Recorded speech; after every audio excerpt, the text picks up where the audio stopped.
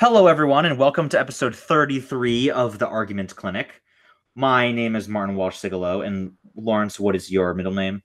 It is Woo, as in Lawrence Woo Zo. Is that the way it's spelled? It is spelled W-U. Got him. um, so guess how Walsh is spelled?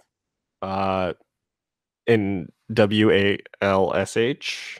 You got it on the first try. Okay, I thought it was a trick question, so. Yeah, that's the thing. That was my only hope was that you would fall into the trick of thinking that it was a trick.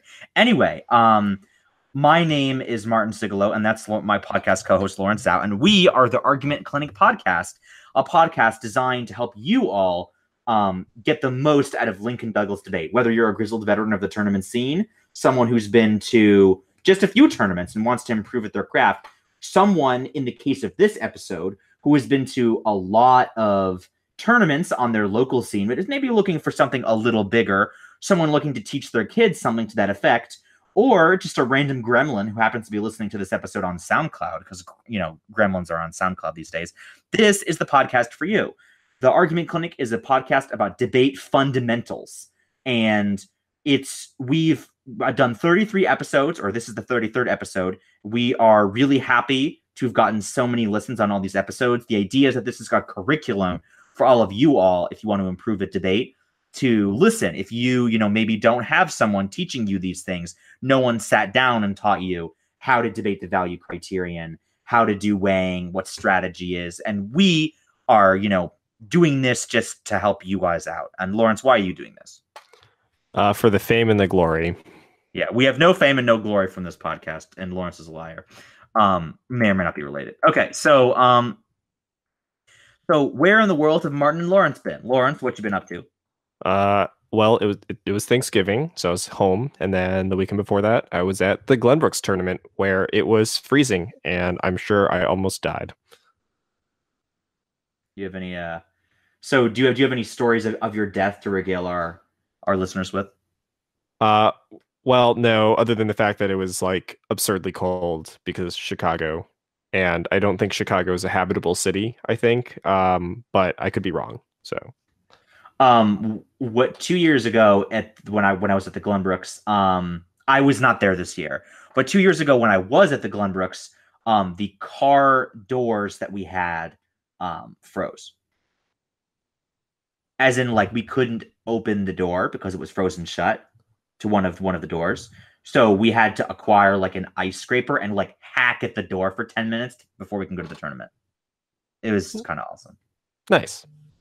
Mostly it was bad, but it was also awesome that happened. So yeah, I've just been doing nothing, playing some games and teaching my international relations class at school, etc. Taking tests, and all that. Anyway, so we are sponsored by Victory Briefs. Lawrence, what's that? Well, Victory Briefs is a summer debate institute and high quality brief provider. They have recently announced their summer camp dates and locations and are featuring staff profiles on their Facebook page. So be sure to like them on Facebook. You can find them by just searching for Victory Briefs. And they're nice because they pay for our stuff and SoundCloud. Mm-hmm. I really do like it when places announce their summer camp dates and locations. That's just like a really good thing. Right. It helps because otherwise it'd be really weird if there were just like a bunch of college kids sitting around at a random college campus wondering where all the students were. Yeah. But mostly I just really like the announcement. Like, I just really like people to announce their summer dates and location. And I like it to have been done recently. Yes. It was done on November 1st, I believe. And this recent announcement of the summer debate camp and locations is really just great. But no, in all seriousness, they did pay for our microphones, and they do pay for our hosting, which allows you all to enjoy the high quality episodes that you like, and all the low quality ones too. Okay, so what's this episode about? So this is a life cycle episode, one of our episodes that spans not just what you do inside the debate round, but also outside of it. And we've gotten a bunch of requests to do this episode, and I know that this applies to tons and tons of people throughout the United States. People who have seen kind of this like fast talking, quote unquote, progressive thing, or know that there's this national circuit to tournaments, but really have no idea how they would go about getting into it. Really don't know much what it is. Some people develop negative impressions of it just based off of that, etc. And they sort of have no one there to really show them the way unless they have a lot of monetary resources, etc. So this is an episode on what we will call circuit debate. And we're going to just discuss what that is. And our goal in this episode is to get you all more knowledgeable about what that is, as well as give you some practical tips for transitioning into circuit debate, or fighting it, quote unquote, if that's a thing that you would like to do. And of course, we will talk about that. This isn't an episode for everyone. Not everyone wants to do the circuit debate thing. But even if you don't plan on doing it, maybe you're just curious about it. This is a thing where you can really branch out and learn about this whole other new area of debate that you probably knew existed but didn't really implement. Lawrence, so you were kind of in this boat at one point, right? Yes. All right. Well, we'll talk about that in a bit. So this podcast, unlike our normal podcast, is going to have 4 different categories. We're going to talk about what circuit debate is. We're going to talk about speed. We're going to talk about just some quick concepts, and then we'll talk about tournaments. And then we'll get to the only important part of our podcast, the mini debate at the end. So stay with us. We'll go into what is circuit debate in a sec.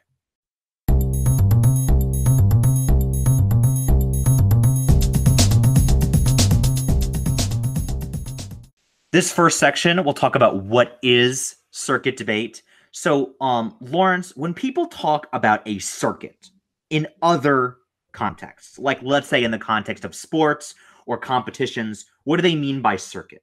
So when other people talk about circuit outside of the context of circuit debate, I think they're generally referring to like a series of competitions that are like closely related to each other by some common thread. So like when someone is like a particular circuit in the context of sports, I'm really thinking probably something that is geographically grouped or grouped by similarity in competition, or grouped by similarity in skill or something like that.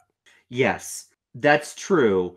And kind of the intuition that I want to capture about it when people use the term circuit debate, what they're referring to is a kind of set of traveling debaters that travel around, right? That don't just debate in their one area, that travel all around the country to invitational tournaments. In addition to the local tournaments that you all have, there are invitationals. Of course, most of you know this because you have local invitational tournaments. But circuit debate would be people seeking out what they think are the best invitational tournaments and traveling, at sometimes a great expense to attend these tournaments. Now, some of the more famous of these are tournaments at, Harvard University and Yale University, etc., right? But there are also tournaments at tons of places. Lawrence was just talking about the Glenbrooks tournament. I mean, if you're a regular listener of this podcast, you will always hear us talking about some random tournament that we went to. I'll be like, oh, I was at the Minneapolis tournament. Oh, I was at the Blue Key tournament. I was at this. I was at this. And that's because we are parts of squads that are on a sort of set national circuit where we go to different tournaments. And they're not always the same one. And some of them are geographically, regionally bound, but it does represent that people are sort of traveling around. And that's the metaphor. In many ways, it's not even a metaphor that's used to describe circuit debate. Now, Lawrence, you've heard the term progressive debate before, right? Yes. Yes. I have. I think that that's like a pretty unfortunate name to give something that usually, because it's supposed to be sort of pejorative. But I also think it's like unfortunate because it like gives it a little too much credit. If that makes sense. I don't use the term very often. I just like hear it a bunch, and I'm not even sure if people have any idea of what unifying set of characteristics progressive debate really is. I think they just kind of like throw it around when they're in traditional districts, and they're just like, oh, that person does progressive debate, and that's about the extent to which I hear it. Yeah, I mean, mostly I just think that people think that, yeah, I mean, mostly it's used as a pejorative, um, to sort of advanced, you could say, debate styles. Um, and I want to take some time to really just talk about like why this thing exists. Because I think to some people it can be genuinely mystifying. So, why do people travel around to all of these tournaments? Well, the reason is something like this. When you in debate, there's a lot of randomness to any given debate. You know, it's not quite 50-50 when you get some. I mean, for some judges it's almost 50-50. But the point is, like, you know, many of you all have been judged, especially judged by people who are just leagues better than the other judges that you were judged by. You know, a judge that you really prefer to some of the other judges. Maybe they don't judge that often, but when they judge you, you really feel privileged. You feel like they're flowing. You feel like they know what debate is. Maybe they're a coach, right? Maybe they're a former competitor who is just kind of giving back to the community, participating locally, stuff like that. So basically, there are tournaments, and the general idea of these national tournaments is you are a school and you bring a good judge. Let's say you bring someone who is a qualified judge, and the idea of going to the tournament is that you go to the tournament, everyone else also brings a sort of qualified judge, and then all of a sudden, for the first time in quite a while, your judges are a lot less random. All of a sudden, your judges, if it were possible, could actually know about they could actually know about debate. Gasp. You could guarantee, yeah, right? It's like you could guarantee that in any debate that you walk into, your judge could flow and they know what debate is and they know all the advanced arguments. And for some people, that's obviously a very attractive concept, right? So the whole idea of invitationals allows for what I think it's best to think of as a specialized judge pool. Specialized in the sense of it's not just random people off the street. It is actually primarily built up of people that have already done debate or currently do it. Now that is generates a lot of sort of interesting effects, of course.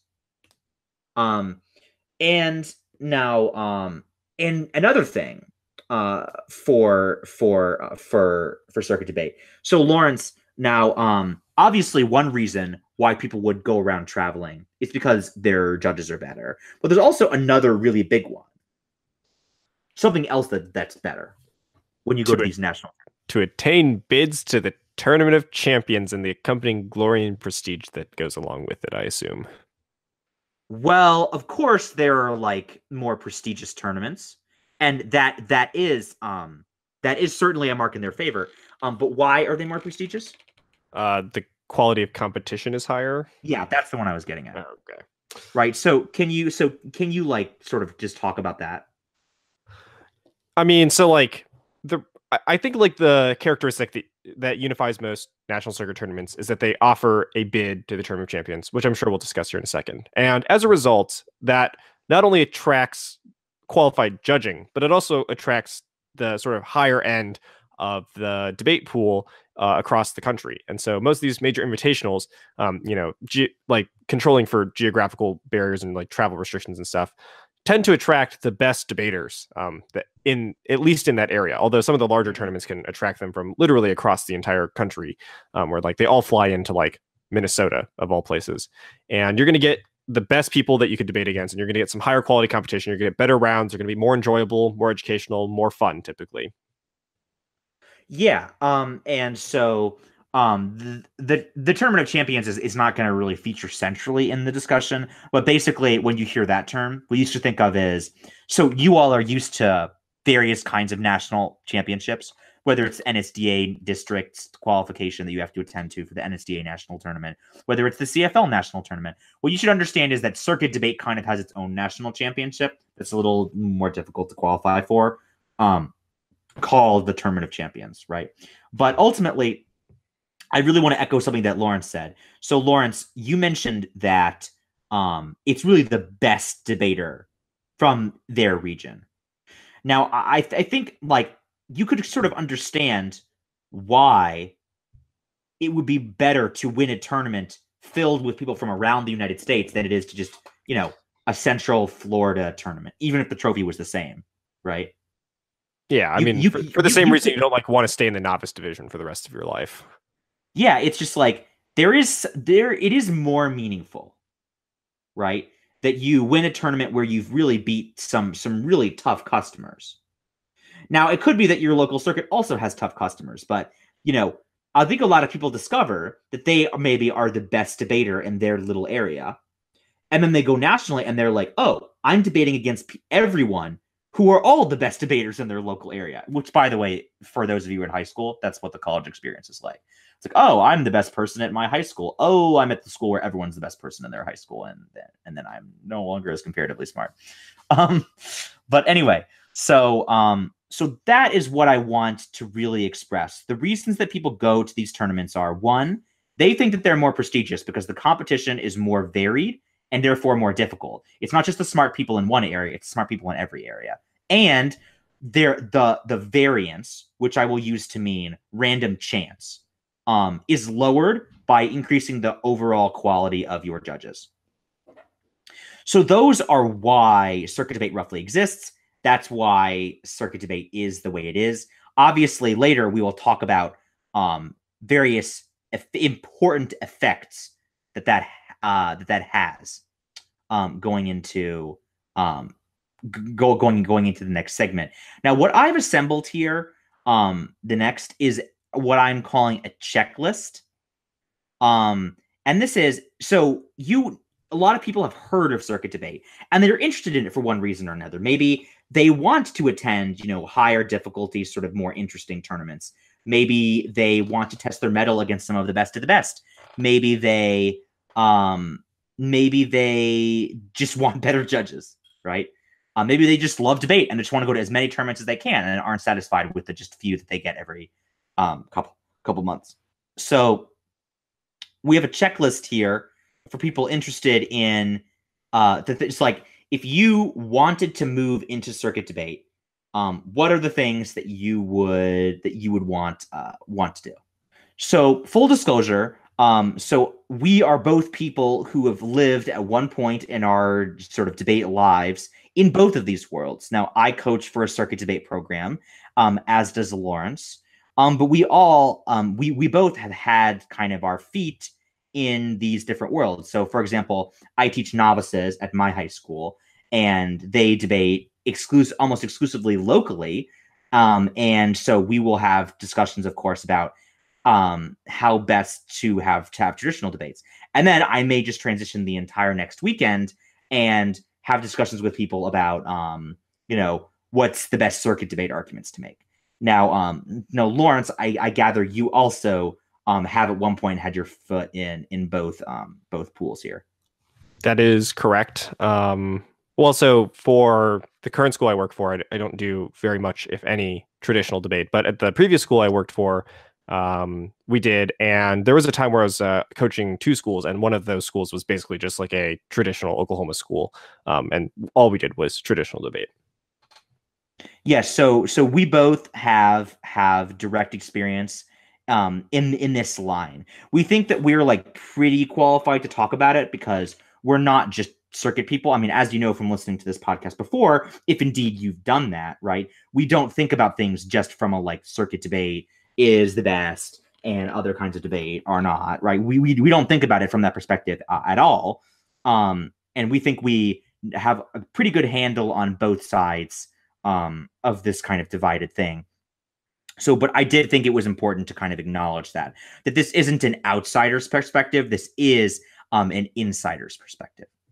Okay, so I've put down three things here, and we're going to spend more time talking about one of them than the others, at least in this section. But in general, three things that I would really focus on if you wanted to eventually get good at circuit debate. And these are kind of big categories rather than specific things. So number one, there's a bunch of concepts you just have to learn. And this is separate from like trying to improve yourself from a skill level, but as we'll talk about, circuit debate kind of like breeds a kind of increase in the range of arguments you can make, not just the way you can make them.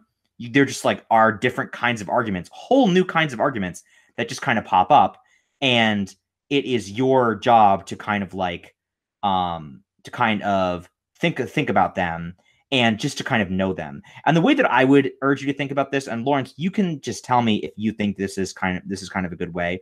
So we'll talk about those concepts later. That's actually one of the segments. But I just want you to think going into the concepts at the beginning. It is just kind of like a vocab test. You just kind of need to learn what like a whole bunch of different words and what they mean in order to really be able to kind of have discussions, because there are sort of highly technical words and they mean very specific things. And then after you kind of get a sense of what each of those words, and again, like obviously like understand them and what they are, then kind of move from there into some of the application. Lawrence, do you agree with that kind of big picture approach, that it's like really just like learning a bunch, that at the beginning it's learning vocab and then you have to then sort of broaden that afterwards? I'm not opposed to it. I think at camp I mostly just like approach things from a more like high bird's eye view, like conceptual approach to debate. And I've sort of wafted back and forth on which approach to take, and I don't really see any like strong reason to do one or the other. Like, for example, like Marshall Thompson, who's the director of curriculum at Victory Briefs, like very strongly prefers the like more conceptual approach to debate. But I've like also used the more like just learn the vocab terms and like understand what they mean approach as well. Both of them seem fine to me. Yeah, I mean, when I'm teaching people, I normally do the concepts thing. But what I'm trying to think about is not as much of a like teaching style question, but is more of a like from this perspective of the student. You know, I feel like at a certain point, you know, it really is just like, look, if you don't know what the term interpretation means in theory, you just need to know that. Like, that's necessary. Yeah. But okay, so we have concepts, and I don't really have a lot written down for this next one, which is just in general practice. So number one is concepts. First, learn a bunch of stuff. Then, and we'll sort of talk about the ways that you can do that. And then the second thing is practice those things. Get a sense of actually doing them. We've had a lot of actually different podcast episodes on drills, how you would go about doing those things. And then this kind of leads us into our third one. And again, this one's going to be the longest one, because we will talk about practice later and we will talk about concepts later. But I've put something here as public resources. So Lawrence, you mostly put this together. So what are some public resources? Okay, so I'm going to post a list of links in the description, and you should take a look at them. I've included a large variety of different public resources that you should be aware of in order to like help you learn and improve at circuit debate. I'll start with, I guess the Reddit, I suppose. So Reddit is a community of miscreants, I suppose, but some of those miscreants include like-minded debaters who are also quite interested in learning about circuit debate. And there are two primary subreddits that debaters hang out on. One is r/debate, and it's just like actually that. No funny spellings or anything like that. And the other one is r/Lincoln Douglas. Now, r/debate tends to get populated more by the public forum people. And so it's not super useful, but some things pop up there. And r/Lincoln Douglas is where a lot of LD debaters just kind of hang out. There's lots of resources that are posted inside of there. Like recently, I just sort of went through the r/Lincoln Douglas subreddit and just like found questions about various circuit debate concepts, people discussing a debate round that was filmed and like what they liked and didn't like about it. And so there's tons of stuff that you can find there. And there's also a third subreddit called r/debate_trade, where you can trade evidence and briefs. I don't know how important that is to anyone, but I guess it exists. And the final thing I'll mention about the Reddit is that there are lots of preparation and collaboration groups that exist on it, where people will post a link to a Google Drive that you can access if you also agree to contribute to it. And you'll find links to like debate discords and to other like prep sharing groups and people who are just interested in talking about evidence and cases. There are people that like post their cases in there and be like, please give me a review of how my case looks. I mean, I guess some chump will actually go through and review it for some reason. But so starting off, I think the Reddit is a solid place to get some resources. Should I just like keep on going through the list real quick and cover all this stuff, or? No, I think you should mostly keep going. All right, cool. So the next set of debate resources are what I'll lump together as sort of debate news sites.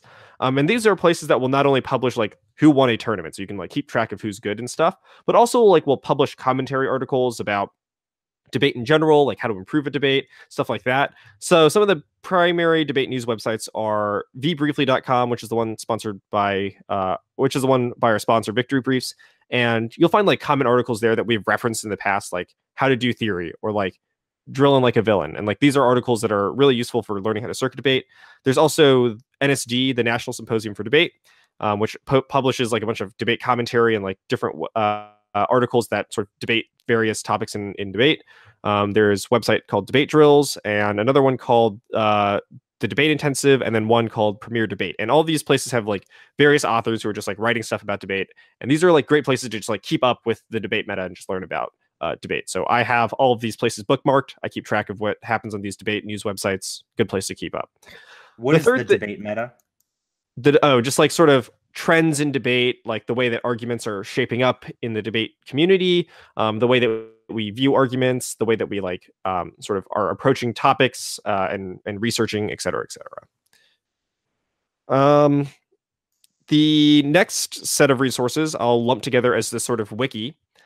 So for those of you that are unaware, the wiki is a public resource where debaters will post links to citations and to the evidence that they read in debate rounds that are publicly accessible by their competitors, the judges, literally anyone who is interested in reading anything. And so if you've never explored the wiki before, this is, I think, probably one of the most important resources for you to take a look at. The link is in the description, and it's worth navigating around. If you look on the page, you'll, for example, see on the left-hand column a list of schools. And if you click on any given school, you'll see a link to, debaters on that page. And there'll be like this debater's last name AF page, this debater's last name neg page. And if you click on any of the pages, it'll take you to a series of text entries, which you can expand and look at. And it'll actually just show you what people are reading on any given debate topic. So I don't mind using my school as an example because who cares? And so, for example, you can find Harker, which is Harker, and you can click on any of the students there, either their AF or their neg, and it'll show you their AF and their negs that they're reading. Probably beyond the point of this podcast to sort of explain why people do that. I'm sure that'll be a discussion for another day. But the fact is that we can do it now. It doesn't. I can just quickly talk about it. I mean, it's mostly just because people want to make sure that other people's evidence isn't misquoted. So they're required to post it online, but so that it allows everyone to see it. But also, one of the explicit reasons why it exists is for accessibility, for other people to be able to look at other people's evidence. And, you know, if they want, use it. Maybe they don't have access to some of those articles, for example. They might be able to get those things. Maybe there were arguments they didn't even think about that are there. So that's why it exists. Yeah, and I mean, like, I know a lot of traditional debaters are sort of opposed to this concept. I understand why, and so longer discussion for a different day, but that's why it exists. And this is a great place to find out how people are, you know, not only formatting their evidence, but what arguments they're reading, like why they're reading them, what positions they have disclosed, and stuff like that. It's always important to just like be familiar with what is on the wiki. And one good thing about following debate news websites is you know who the people that are winning tournaments are. And then you can go to their wikis and see what they're reading and see, oh, these are the types of arguments that are winning debate tournaments. I should be at least aware of them and hopefully maybe research them myself. Again, a good place to start for any of you all looking to get into this is I recommend looking at the specifically our two schools. If you're interested in what Lawrence's kids are reading, Harker is the place you want to go. and for my case, it's Lake Highland Preparatory School. So Lake Highland Prep or Lake Highland or whatever. You can look at the kids that we have in each of our schools. What are the interesting things that they're doing? It really is a great place to get evidence, ideas, etc. Yeah, and some of our kids will actually open source documents, which just means you can like download the full document they read in any given debate round. It'll have like all of their evidence like fully cut, ready to read. Please don't just like steal them, not for like any other concern other than it will not help you if you just read evidence that someone else cut. You should cut it yourself. Discussion for a different day. The other thing about the wiki is that there is a college wiki. So one thing about high school LD debate is a lot of its norms, not all of it, are very reminiscent of collegiate policy style debate. And so one thing that you can do to become more familiar with the types of arguments that are being read in Lincoln Douglas debate in high school is to become more familiar with the types of arguments that are being read at the collegiate level in policy debate. And so obviously they have a different topic. Obviously it's a different event. So there's not a strict one-to-one correlation between something that's being read in policy and something that's read in LD. But there's a lot of overarching trends that we sort of borrow from, like the types of philosophical or critical arguments that one might read, or the way that evidence is formatted, or the way that documents are formatted. Always a good place to look up, if you're interested. The final thing where you can sort of just find evidence as a sort of public resource is called Open Evidence. I mean, if you just search up the Open Evidence Project. The thing is that policy camps over the summer will actually publish the files that they work on and compile during the year. And again, a lot of the files, a lot of the evidence that they compile will be useless because it's about the policy topic. But a lot of the general stuff, for example, arguments about certain philosophical or critical positions will be relevant to Lincoln Douglas debate. And so you can see how sort of top-end policy debaters will format their evidence and their files. And so it's always a good place to keep track of just like core argumentation. I guess the other next collection of public resources are just like groups of people that you stumble across. Hopefully a public resource to you is just like any friend that does debate. Like if you can get into debate with a friend, that'll be awesome. We'll talk more, I think, a little bit about this later. But as I mentioned earlier in the Reddit discussion, there are prep groups that you can find. People who are also very interested in learning about circuit debate, even if you don't really know that much about it right now. You're not alone, and you're going to be able to find other people that are willing to help you and, willing to go on this struggle or journey with you. Final thing is we have a Discord, apparently. I don't actually know very much about this, so I'm just going to let Martin talk about this. I mean, basically, I don't really know what I mostly don't know what Discord is, but before this, for example, I'd never had a Discord account. But something that I wanted to do was I wanted to create a community for people who listen to this podcast. Maybe this is your first time listening to it. That's okay. But to people who have similar kinds of questions, to go to one place and have those questions be answered. So a Discord, I think it was created for gaming stuff, just based on all the random lingo I see on the phrase, around it. But what I've done is I've created one for the argument clinic, and that way, the link will be in the description.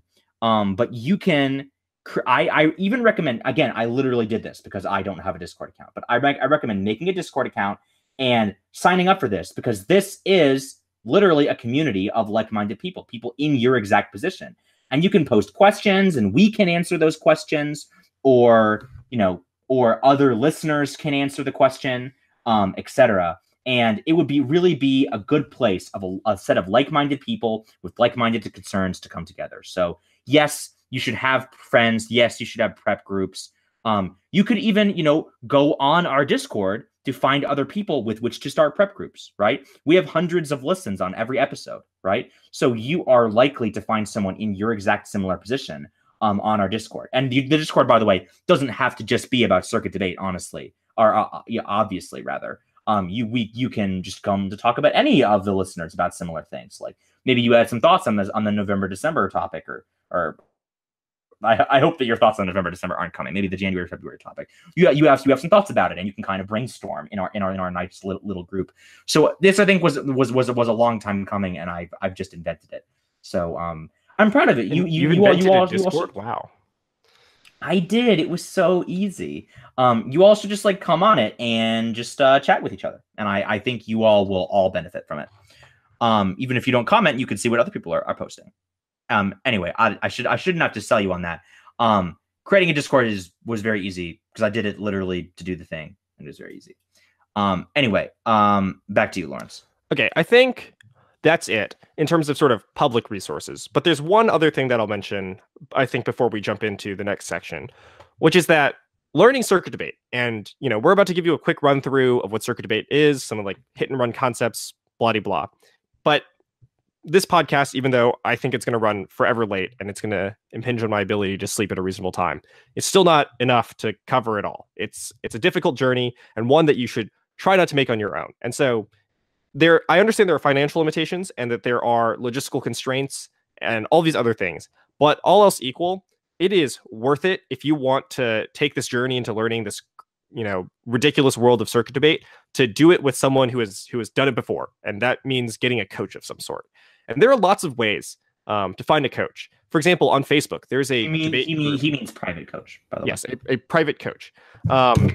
And I'll cover what a private coach is in a second, but I'll also mention that there's ways to find private coaches on, for example, on Facebook. There's a group called the High School LD Facebook group, and there's like people that are always posting about trying to get hired as a coach and stuff like that. And a private coach really is just like anyone who is not affiliated with your school that you will, pay personally to help you learn debate. And there's going to be like coaches that are from all walks of life. Some of them will have multiple students. Some of them will have none. Some of them will be a freshman in college. Some of them will be like 27 years old and incredibly old in debate terms, even though that they're really not that old in life. And it doesn't really matter what, but if you can get a coach, I promise you it makes your life a lot easier. A lot of the like vocab terms, I think most people can at least somewhat get them. But the questions that people have about various new things that they hear, or about interactions between various concepts, or just about anything in general, that requires, I think, generally someone who is capable of helping guide you on that journey, someone who's capable of teaching you how to debate. And so, honestly speaking, a lot of these public resources are great, but the single best thing I think you can do is hire a private coach, hire someone that is willing to help you and teach you about debate and answer your questions and be your like guide on this like absurd journey through like this activity that honestly doesn't make like that much sense, but like it's going to be hard to learn on your own. Yeah. So obviously this is an interesting subject. Lawrence is right. It's the single best thing that you can do for yourself. The way that I would think about it is, if you can't get a private coach, that's okay. Yeah, all hope is not lost. I don't want to say that. Right. Obviously, it would be better if you had one, for sure. And if you are on the fence about getting one, realize that if you have the demand, there is a supply, right? Like if you really want to do this and you want to do this with someone and you really are looking to increase your edge and you have the resources. Although I will say that when I did private coaching in the past, a lot of people are very flexible about pricing when it comes to people who are not of means, like most of us. So just keep that in mind and realize that, again, the Facebook page that Lawrence mentioned, very, very good. Yeah. It's kind of unfortunate that like you do need a private coach, but like, I mean, people get tutors for everything, like swimming, the SAT, like math, like debate's no different. Like it's hard to do it on your own. So. Yeah. So, I would, and by the way, I would do this overall with our episode. So I would re-listen to that segment if you want to just get a firm sense of it. And if you didn't write it down necessarily, it is pretty important that you get all those things because you should be fighting for every resource. Oh, did you talk about public debate videos? You mean just like debate rounds that are online, or And lectures. You oh talked about shoot. YouTube. Yeah, shoot, my bad. I forgot about that. That will be in the description, I promise, even if it's out of order here. So we're going to talk about like watching videos as a sort of as a tool later, but there are tons of resources on YouTube. The Victory Briefs YouTube channel puts a lot of debate rounds that you can watch, and there was an entire playlist from the camp session or from the 2017 camp sessions of a bunch of different modules on teaching you how to debate. What's a module? Like lecture on how to debate. That's a good point. Module. I don't even know why we call them modules, honestly. But yeah, like debate lectures, like how to debate. I know that Premier Debate has done the same. NSD has like a few videos that are sort of instructional in nature. I know that I think Debate Drills has a bunch of random ones. If I didn't mention them already, but yeah, so tons of like videos online of how to improve a debate. Yes. There are a lot. Definitely use them. However, this is really important. I want you all to like really listen to me on this one. Okay. Um, not all of YouTube videos are equal, right? Are you sure? You should really look for a place like Victory Briefs. You should actually Lawrence. So Lawrence went over a couple of them, and that was like Victory Briefs as well as debate drills or the Los Angeles debate initiative, basically things affiliated with specific camps. I would really the Emory National Debate Institute is about policy debate, but it has a lot of good videos on there. But here's the thing, okay? Try and watch videos associated with institutions, not individuals. Okay, because people have a lot of hot takes in debate, and you are much more likely to get something aligned with how people actually think if you watch one from camp. So I really, really want to stress that just going on YouTube and looking at and searching the word critique and then clicking on the first video is not what you want. You should go to the Victory Briefs YouTube page, the NSD videos page or whatever. I don't know if they have lecture videos, but you definitely want camp official videos, because I've just known tons of examples of people that have just learned the wrong way from watching random YouTube videos. So YouTube videos are good, but in moderation, etc. Okay, do you agree with that, Lawrence? Yes. I've definitely stumbled across like some random videos like how to cross-examine, and it was like 2 minutes long. So like I clicked on it, and it was like two randos with a webcam, and they're just like I think they said basically just ask questions, and I was like, I'm so glad I wasted my life watching this video, and it said nothing of usefulness. So yeah, don't trust all the random things. Although ask questions is a pretty good piece of advice for cross-ex, or at least a necessary piece of advice. You should probably ask some questions in cross-ex. But yeah, so definitely listen to that segment of the podcast again. That is a lot of really important resources for you. Okay, when we get back, we will discuss speed in our next segment.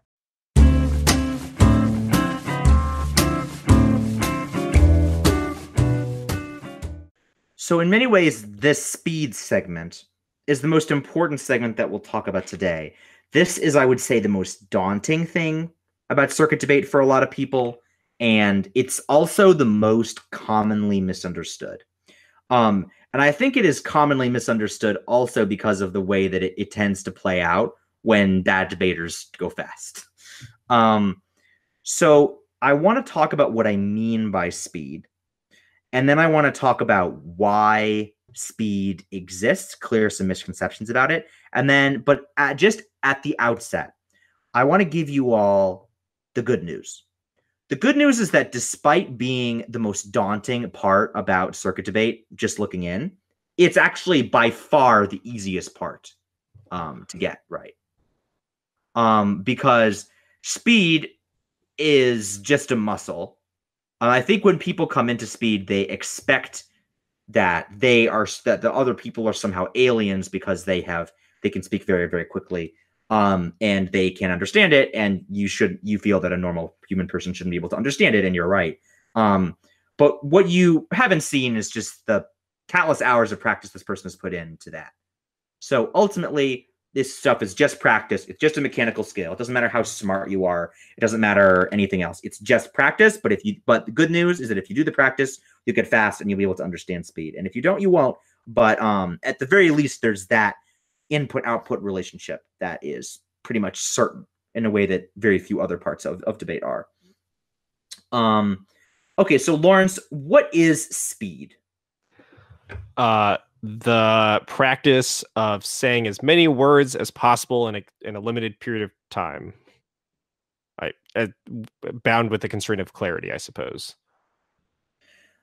Yeah, so it's speaking more quickly. And speaking more quickly in the sense of like you just say more words as you said, right, Lawrence? When you would normally say less. So what a common phrase, what's the like common like sort of measure people use of speed? Like words per minute. Words per minute, yeah. WPM. So like I just actually don't know the answer to this question. Lawrence, what's the rough words per minute for a normal human conversation? Isn't it like it's like 100 to 150, right? Like I mean, it could be. I mean, I'm not sure. Let right. let me check. So yeah, the average person speaks somewhere between 125 and 150 words per minute. Yeah. Yeah. The average debater, would you say speaks at who's going fast? Speaks at about 350? No, that's too high. 300 to 330-ish, I think. Okay. 350 is like pretty high up there. Okay, so let's say 320. Yeah. Sounds right. So it's more than double just the number of words that the average person speaks. In a sense. Now you might think like that is a very sort of alien thing. And it is very alien. I mean, it's very strange ultimately. But I think it's really not so strange when you really have thought about it. So one thing that I mentioned in the last segment is that the whole point of a lot of the national circuit thing for a lot of people is a specialized judge pool. And the benefit of a specialized judge pool is that your judges are, well, they're specialized, which means that they aren't necessarily just lay people. And one thing that you have to understand is I think people get the wrong impression about speed. I think when people start out, they think that the point of speed is that the other person cannot understand what they are saying. But one thing that you have to realize is that in almost every circuit debate, both debaters can, in fact, understand what each other person is saying. And most importantly, the judge can understand it. Now, what I want to make clear is everyone in the debate can understand everyone else. So really, all that you've done by increasing speed is you've just had the person just double the length of their speech time. Except everyone doubles the length of their speech time. Obviously I'm assuming that everyone's roughly the same speed and whatever. But the point is that the judge can understand what's going on. They're writing down stuff. And they can hear and understand what the other person is saying. And same thing from their opponent. So it's not like people are speaking a different language. Maybe they might for other reasons, right? As in they might like use a bunch of technical lingo, like the vocabulary test that we might have already talked about. But fundamentally, big misconception, everyone in a fast debate where people are speaking quickly understand everything the other person has said. There's no miscommunication there.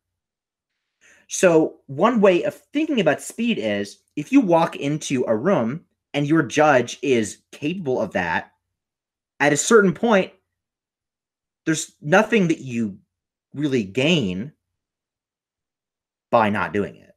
And that's the thought that a lot of people have. But I want to just understand why it exists.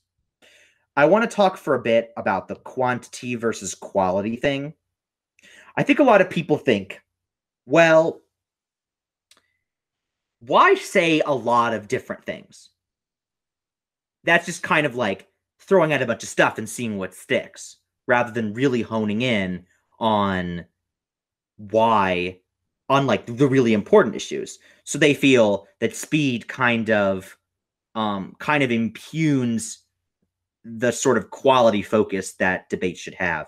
But one sort of counterpoint that I would say to that is that it turns out that speed actually enables entire vast increased quality of certain kinds of arguments.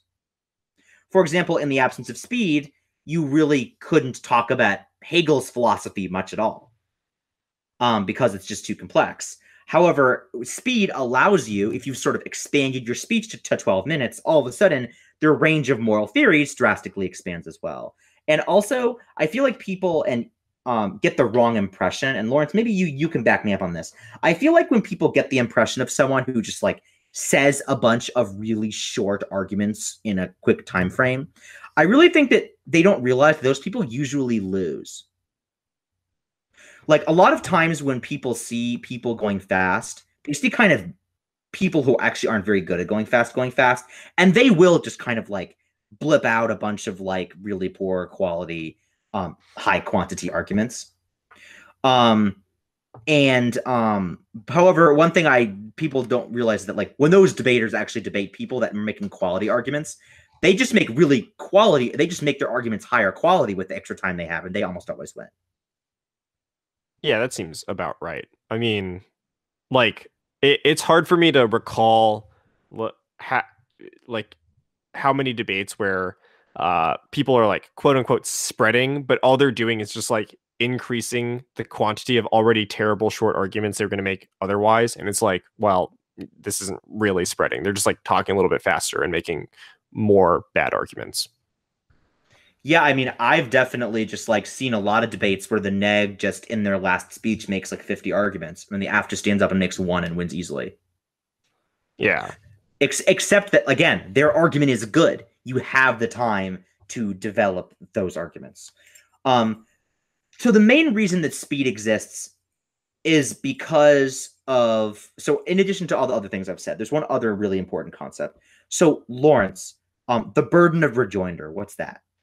The burden on the opposing team to respond to an argument that was forwarded by the original team. And what happens if they don't? That argument is, for the purposes of the round, typically considered to be true. Yeah, that's a really important thing.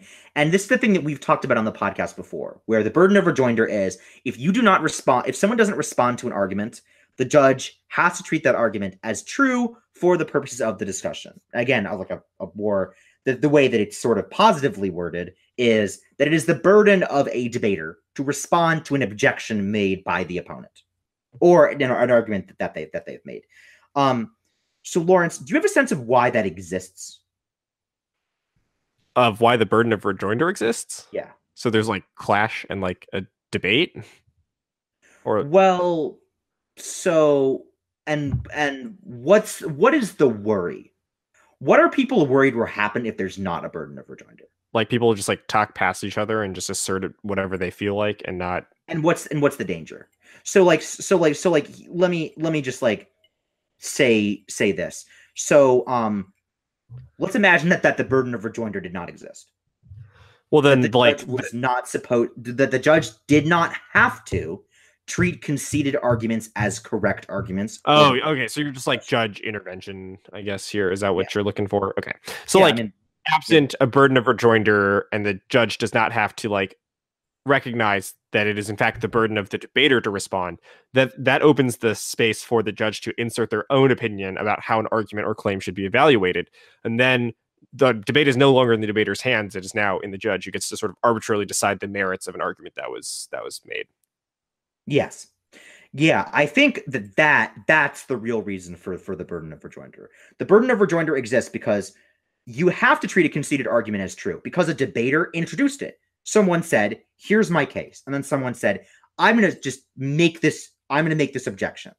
Well, the other side didn't answer it. And then the other side's like, okay, I brought up this objection, wasn't really responded to, and I still think it's true. And then the other debater doesn't respond. Now, if the judge then just says, well, I didn't really like the objection, they weren't really judging the debate as it happened, right, Lawrence? No, they would no longer be adjudicators Yeah, of what or happened. at least of that thing. Yeah, They're of just what saying, happened. Yeah. yeah, they're just like it's not what happened, right? What happened is one debater objected to a thing and another debater did not respond. And instead just saying like, well, here's my just opinion, right? Now, all of the debaters who are listening to this podcast have had this done to them, right? Have had a judge do something like just say, well, it was true. Well, I mean, maybe they didn't actually know this, but ultimately, it's like, yeah, maybe you did talk about that thing for a long time, but I just wasn't feeling it. And it's true that your opponent didn't mention it at all, but I just decided that I didn't like your argument That has happened so often. so often, and it's the absolute sad. worst. And the whole point of the burden of rejoinder is exactly to prohibit that. But let's be clear about what the burden of rejoinder is. The burden of rejoinder says if someone makes an objection, or sorry, if someone makes a point, and that point is not addressed by the other side, that should count as a concession of the point. And again, maybe that point isn't important. For example, I could just say at the top of my negative case, mustard is yellow. And then you might not respond to it. And then might be like, my opponent has conceded that mustard is yellow. It's like, okay, right? But that doesn't do anything, right? So obviously the point needs to be relevant in order to really matter, right? But yeah, so that's what the burden of rejoinder is. That's why it exists. It exists to prohibit judge intervention, which is when a judge decides the debate not according to what happened in the debate, but something that's like in their own mind. And the burden of rejoinder is really the objective way to prohibit a judge from just inserting their own personal opinion about it. Is that the judge has to say, well, I had to treat this issue as being true for debate purposes. Okay, so Lawrence, there is an interesting side effect that the burden of rejoinder has, which has to do with speed. So what does the burden of rejoinder in the context of speed encourage? Responding to more arguments. Yes, it does. It does encourage a kind of quantity, right? Yeah. A kind of quantity, sometimes even, again, as I said before, sometimes even at the expense of quality focus, where it's like, okay, well, instead of making one really good objection to your point, I'll just make 4 medium objections. And then if the other side doesn't respond to one of those objections, burden of rejoinder, my point's true. And so some people, so that is an effect of the burden of rejoinder. And the reason why I'm going into all this is that you have to realize that for any judge that could understand speed, these things, like the burden of rejoinder, that just exists. Something going on there, Lawrence? Oh, just sniffling. I see. Thought you were heavily disagreeing with me or throwing shade, as the kids say these days. Nope, just allergies from living in Oklahoma. I see. Well, that's unfortunate. Have you ever been to the Emory? You have been to the Emory tournament. I was with you, Lawrence, right? The allergies in Atlanta are so bad. It's like the pollen capital of the world. Oh, that's lovely. Yeah, you're lovely. Yeah, that was just like Lawrence receiving a compliment, which was like a super effective Pokemon attack. Okay. So yeah, so that's just one thing about speed, and we are just kind of like dispelling misconceptions. We hope you'll bear with us. But we just think that a lot of people just don't quite know what speed is, don't quite know why, don't quite know its contours. Obviously, when you are trying to go fast, it is not important how many words you have said. It is important only how many intelligible words you have said. Right, Lawrence? I mean, like, something that, like, so if someone didn't actually, like, say a word they can understand, it doesn't count, right? Generally not. Yes, it doesn't count. You have to say words, right? And those words have to be able to be understood. Another thing, by the way, that I think makes people hesitant about speed is they're like, oh my gosh, like speed is dumb because like if you used speed in front of like a parent judge, then then like it wouldn't do anything, right? Or I hear this worry all the time. It's like, oh, I have a parent judge. What if my opponent goes fast? Lawrence, I respond to that comment all the time, and I imagine that you will have the same kind of comment. Let's say you have your, let's say they're a novice, right? And then someone's like, and then your judge is just like a parent judge that's like probably not going to flow. And then you're just, and then your kid comes up to you and they're like, what do I do if my opponent goes fast? Like, I'm so scared. I'd be like, you go slow so the judge understands what you're saying, and then they win. So Right. To respond to your sort of coach's claim, what would happen if the other person went fast? I'm pretty sure my kid going slow would win like 99 out of 100 times. Yeah, like they just basically lose on the spot. Your opponent does, right? So which is why it's kind of funny. Obviously, if one side goes really fast and the judge doesn't understand it, the judge just votes against them. Like they just lose, right? So I think some debaters are like, oh my gosh, like this judge is, what do I do? My opponent's going to go fast, and I usually respond, you should assume your opponent's going to go slow, because if they do in fact go fast, that's a free win. Which is true. And what you have to realize is that speed isn't a thing you do every time. And some people who really liked it try to do it all the time, and then they just like lose a lot of late rounds, right? But ultimately, it's like speed. There's a time and a place for speed. Speed isn't a tool for every judge. It's just a tool for some judges. And that's why the national circuit exists, to hook people up with these kinds of judges. So that has to do. So that's really what speed is all about.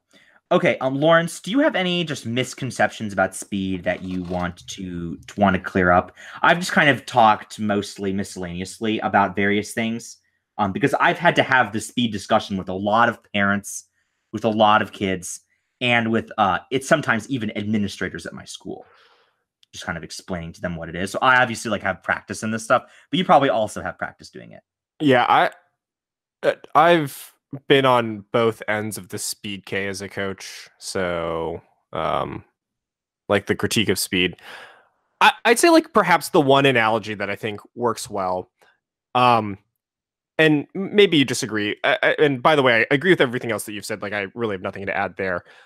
Is like the move to treat debate as purely a persuasive activity in which you only develop your skills against lay debaters is, I just think, the sort of wrong move to think about how all of debate should be. Like, yeah, some debate should be about that. And that's why I don't like hate traditional debate. That's why I don't, think that it doesn't have value. I think it really does, because the move, like the ability to persuade regular people, matters a lot. But it's sort of like, there are debate tournaments where you should be allowed to debate against people at rapid speeds using jargon that you're not otherwise familiar, or that most people are not familiar with, because that enables like the ability to access a set of skills that you otherwise would not get outside of that.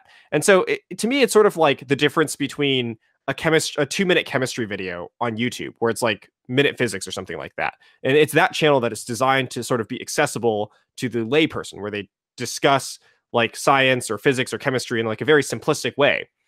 And then the OChem class at Harvard, where they use like tons of big words and they go at a really rapid pace. They don't really care if outsiders can keep up. And it's because there's like, in my mind, two different goals there, right? The OChem class is like a bunch of people who sort of understand baseline assumptions and share baseline assumptions, have a same background knowledge. And they have like a goal of sort of just furthering knowledge and that sort of thing within that group, is distinct from the mission of like the public YouTube channel, whose goal is to like reach a mass appeal and to educate like the person who doesn't have that same background knowledge and that same like shared vocabulary. And so when people are just like, no speed in debate, to me, I'm just like, well, I agree that in front of a parent, you should not spread, because it is a terrible idea. Not only will you lose, but I think it also ruins the educational value of learning how to persuade those who do not think like you or do not share your background knowledge. But to think that no debate should be like that, I think is silly, because it closes off the possibility of learning about new subjects and areas in ways that you otherwise would not be able to. For example, like the philosophy of Hegel, something that would not only be impossible due to speed limitations in traditional debate, but also just like background knowledge. Like the average judge does not know that much about Hegel. I mean, shoot, I don't really know that much about Hegel, and I'm probably smarter than the average judge. And so, yeah, like I think the sort of criticism of speed sort of conflate the value of debate and sort of homogenize it too much. Agree with what you said. Persuasion stuff. That's another thing I would kind of want to mention. But one other thing is, can you also talk about the benefits of speed that are not just complexity? Can you talk about the research, quick thinking stuff? Yeah, Or, so I could talk about it too, but I just figure you were just talking about it. So there are a few things that I think speed enables. The first is it enables like not just like a greater complexity of ideas, but it just opens up avenues towards areas of the literature base in the library that are not otherwise accessible due to the depth and knowledge that is required to sort of access that understanding. So, for example, the ability to like discuss in-depth economics, or to discuss the philosophy of Nietzsche, or to discuss the in-depth workings of like a carbon tax in the United States. Those things are just not possible given time constraints. It's also speed also incentivizes people to do not only a sort of wider berth of research and sort of covering different areas of the library, but to get deeper into that research. Whereas any given traditional debater, for example, in the universal basic income topic from last year in March, April, could at least like somewhat tell you about a universal basic income. Those debaters that were forced to sort of debate at top speed had to know way more about the universal basic income to survive the onslaught of attacks that their opponent would inevitably raise against their position. And so they'd be much more able of, for example, describing how it would be funded. So like, would it be progressive taxation? Would it be funded through deficit spending? How would those things work? Questions that are just overlooked and always ignored, or almost always ignored in traditional debate. I also just think it like enables faster information processing in the context of a debate round. Like slow debate rounds, to me, if all debate rounds were slow, I'll be honest, as a judge that has been judging way too much, I recently broke the 500 mark, which is absurd. I would get a little bit bored. And fast debate rounds at least enable fast information processing in the sense that you have to like draw connections between so many different arguments and like think about arguments in the context of the debate round and how they interact with other things and make strategic decisions and have to like really just like think about things in a sort of deeper layer than most traditional debates would allow. So those are, I think, my sort of main arguments for why I like speed outside of the just like complexity stuff. So one thing that I want to just conclusively add is, because I know that some people are like, look, most of the time I'm just going to be doing traditional debate. So why should I learn speed? I feel like these skills are antithetical to each other. Like I'm already pretty good at traditional debate. So why sort of ruin this good thing I have going on? And to that, I would say a couple things. One of which me and Lawrence have already said, which is don't just have one way to debate, right? Have different debates for different situations. But I want to say the opposite of traditional of speed makes you worse at traditional debate. It makes you better at traditional debate, even though it doesn't directly mirror traditional debate. And by the way, this is actually the most common argument against speed that you probably hear, Lawrence, right? It's just like in just regular life. The most common argument I hear against speed is that's not what debate looks like in the real world. Yeah.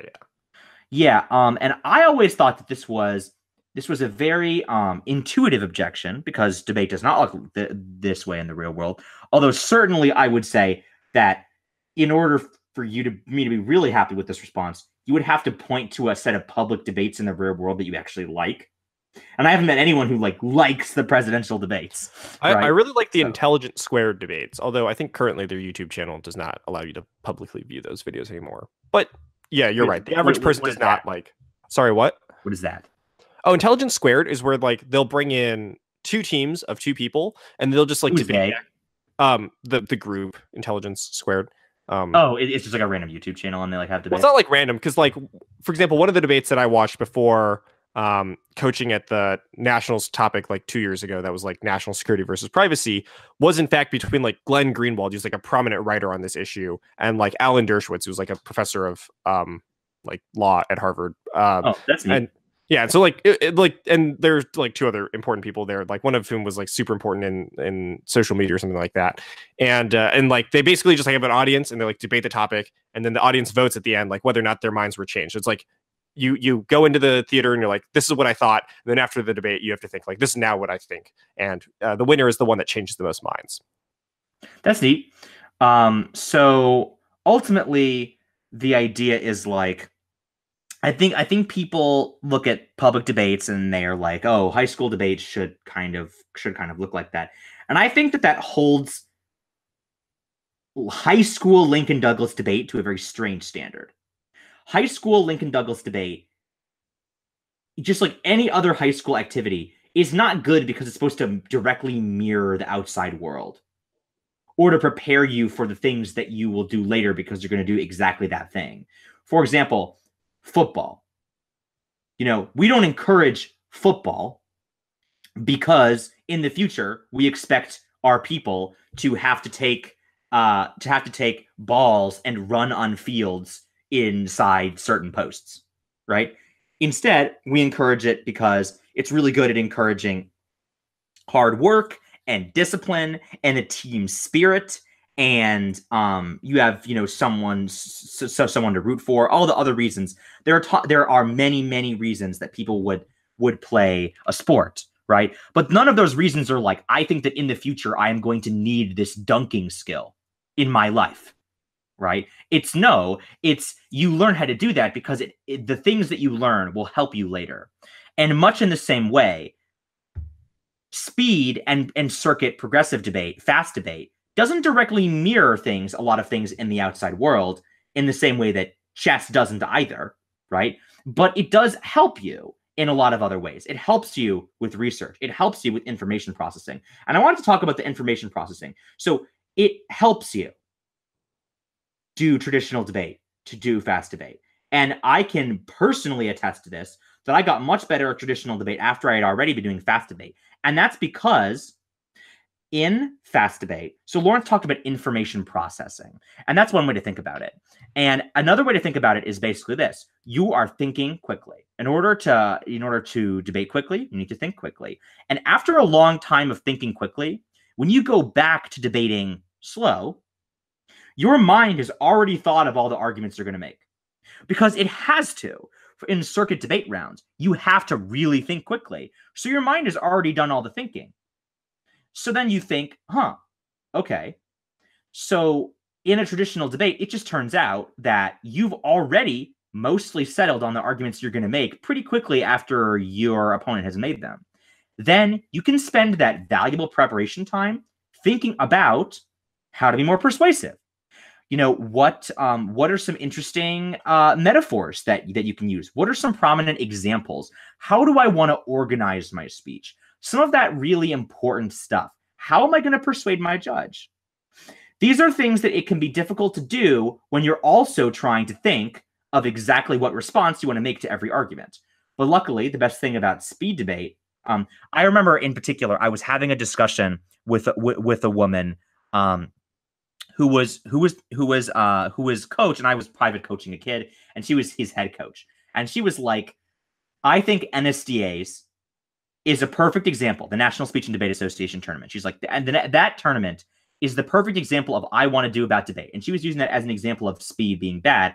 And I said to her, it's funny you should say that, because both of those debaters who were on that stage in that final round were the fastest debaters of their year. Wait, which year was this? This was definitely true of one of them. Josh Roberts. Yes. That year was so good. I watched that round like 2 or 3 times. Like I watched it live too because I was a freshman that year. Wow, I'm old. But I just remember being so impressed with the way that they debated that I wanted to take as many of their debate characters as possible and incorporate them into my own debating. Yeah, and that's the thing. But Josh Roberts was great. But the ultimate irony of that is looking at that and thinking, oh, well, that proves that fast debate is bad. No, Josh Roberts debated very slow almost no time in his debate career. He almost exclusively debated quickly. There is actually another video of him going slow in a demonstration debate round, but then you can watch other rounds of him online, and he's quite fast. He's extremely fast. That was his like characteristic. That was like his thing on the national circuit, was he was just extremely fast, right? And so that's the thing. Now, what you saw in that video is him having the time to really think about how he's going to deliver the points. And so, anyway, that's helped. But I feel like we spent a lot of time just trying to sell you on speed, just trying to get around that like negative impression. Now we should transition into like, you know, how do we get fast? Because it's like kind of an interesting thing. So we're going to talk about suggestions in a minute. But what I want to just really stress something that I said at the beginning of this segment, which is this is all about practice. But the good thing, so again, necessary condition for you getting fast and listening to speed is practice. However, the good thing is that it's also a sufficient condition. Is that if you listen, if you do it, you know, you will get fast. It'll be true if and only if, right? To use some logic terms. You will get fast and you will understand speed if and only if you practice. But you will if you practice. At a certain point, it doesn't quite matter what you're reading. When you're trying to go fast, it matters that you are doing it and that you are doing it consistently. And I want to just give you all some very general tips that I've taught people's, you know, babies first speed reading. I've done that a lot of times. And the thing that you all have to realize going into it is two things. And Lawrence, you can add to this when I'm done. So when you are speed reading, your job is to eliminate two natural tendencies about the way spoken English is delivered. And that should be a very strange sentence to hear somebody say. But speed reading norms are different than regular reading norms. And you will only get truly fast if you make these changes. So, and look, I've done a lot of speed drills with a lot of people. You can think these things in your mind, but if you go to actually do them, you will find it to be hard. And you will find yourself not doing it, which is, again, why it's just practice. It's really a lot of practice. This is for really the reading component. Actually, you know, going fast. Number one, in normal English sentences, the sentences have a tonality to them. And you may not realize that. You may not realize that. You may not realize that. That was a sentence I said 3 times so that you can sort of notice the kind of up and down sort of nature of it.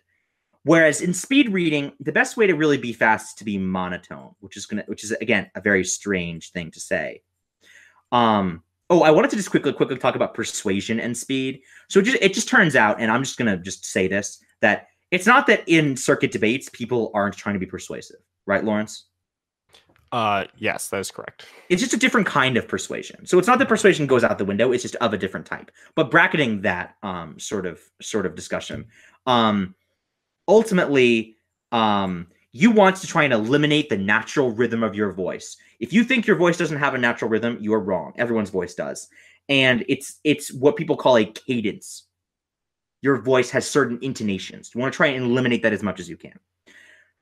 The second thing, and this is really, really important. This is the most important thing. Ignore all punctuation. Ignore all punctuation. When you are trying to go fast, you will get hung up on periods. People, and this is due to both the cadence and the thing, stop periods in normal English sentences, or exclamation marks, or quotation, or question marks, etc. Right? So the point is, there are pauses built into human speech, and you will need to, through practice, eliminate those for the purpose of speed reading. So, for example, if you were to say something like, you know, let's look at something that we have written down. Let's say, Victory Briefs has recently announced their summer camp dates and locations and are featuring staff profiles on their Facebook page, so make sure to like them on Facebook. Or let me just read the whole thing, actually.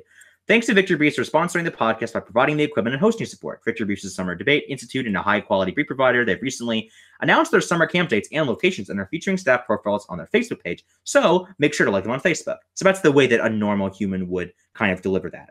And here's something that you might have to do if you wanted to go fast. And again, I'm not going to go fast for this. I just want you to understand how it should roughly sound. Okay. Thanks to Victory Briefs for sponsoring the podcast by providing the equipment and hosting support. Victory Briefs is a summer debate institute and high-quality brief provider. They've recently announced their summer camp dates and locations and are featuring staff profiles on their Facebook page, so make sure to like them on Facebook. So what I did was I tried to eliminate the tone by sort of bringing it to a common tone, and I tried hard not to stop at periods. So that's a thing that you will need to train yourself to do, again, just by practice, for learning how to be fast. And it's those main couple things. And then I just want to give, before we go into some specific, just an overview on the kinds of things that you should be speed reading. Again, it doesn't really matter. For example, a lot of people just read old cases that they've already written. But one thing that you could do is we are going to recommend a bunch of different things for you to speed read. And the common characteristic is when you are reading normally, your mind is trying to understand what you are reading off of the piece of paper. This can cause problems with people for speed reading because the information is just going really fast. They're trying to read it really fast. And if their brain is always trying to process it, it leads to stumbling, and it leads to, and if for those of you that have tried speed reading unsuccessfully, you will have noticed this. It'll lead to stumbling. And a lot of people have problems with this and fluency for a long time after going fast. But the key thing that you have to realize here is that the things that we're telling you to do for drills, we want you to try and read, if at all possible, as many things that you cannot understand. Force yourself to try and read these things fast. That's the way that I got fast. That's the way that everyone really gets fast. You take something that you've never read before, that you don't understand, and force yourself to speed read it. And if you just do that enough times, and again, it can be really awkward because at the beginning you'll find yourself stumbling a lot as you're trying to process the stuff.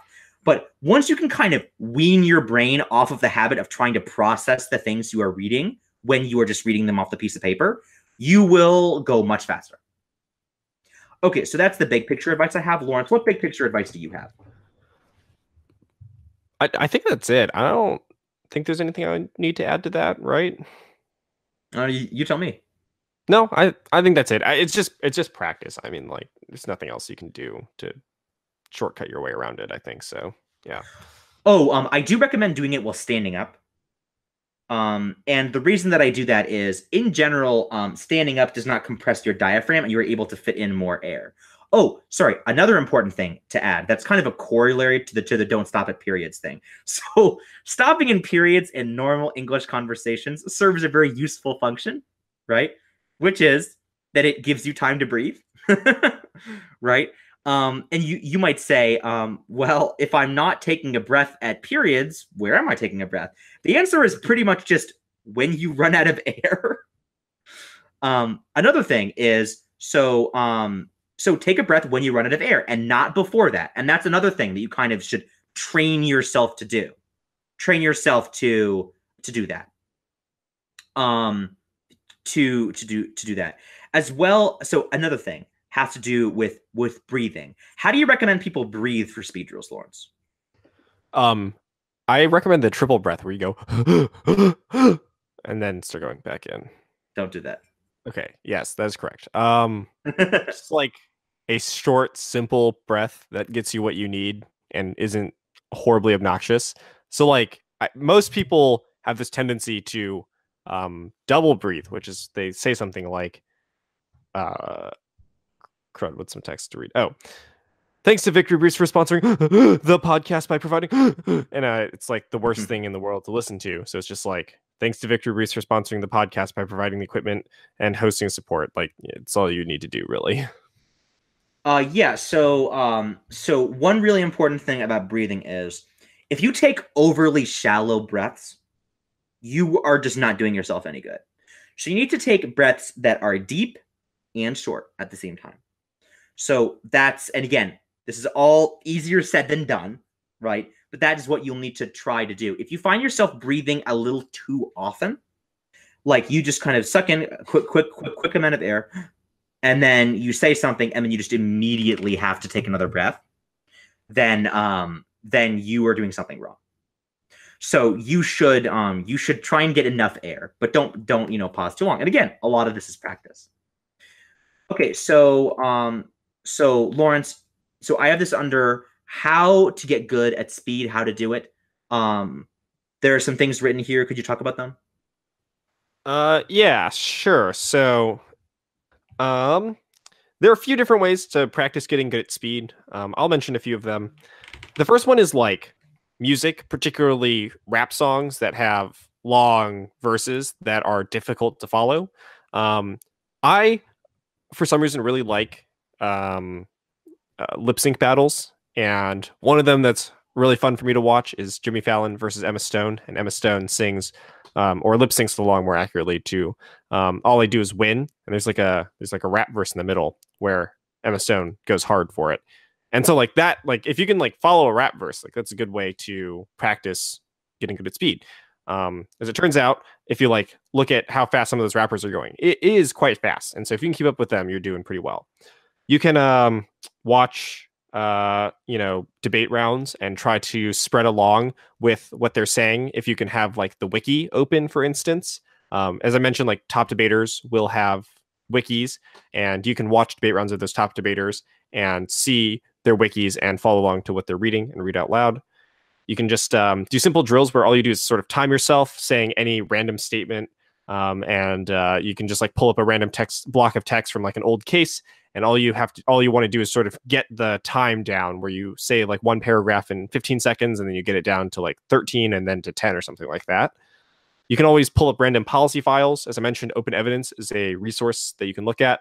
And so you can pull out these long, hundreds of pages long files and see how much of it you can get through. I'll mention one more thing, and then I'll let Martin take the last one. There's this thing called the POMO generator, which you can find at elsewhere.org/POMO, POMO. And it is literally a generator that takes like globs of postmodern philosophy texts and sort of just like mashes them together to make like basically incomprehensible statements that sound cool because they use a lot of big postmodern words.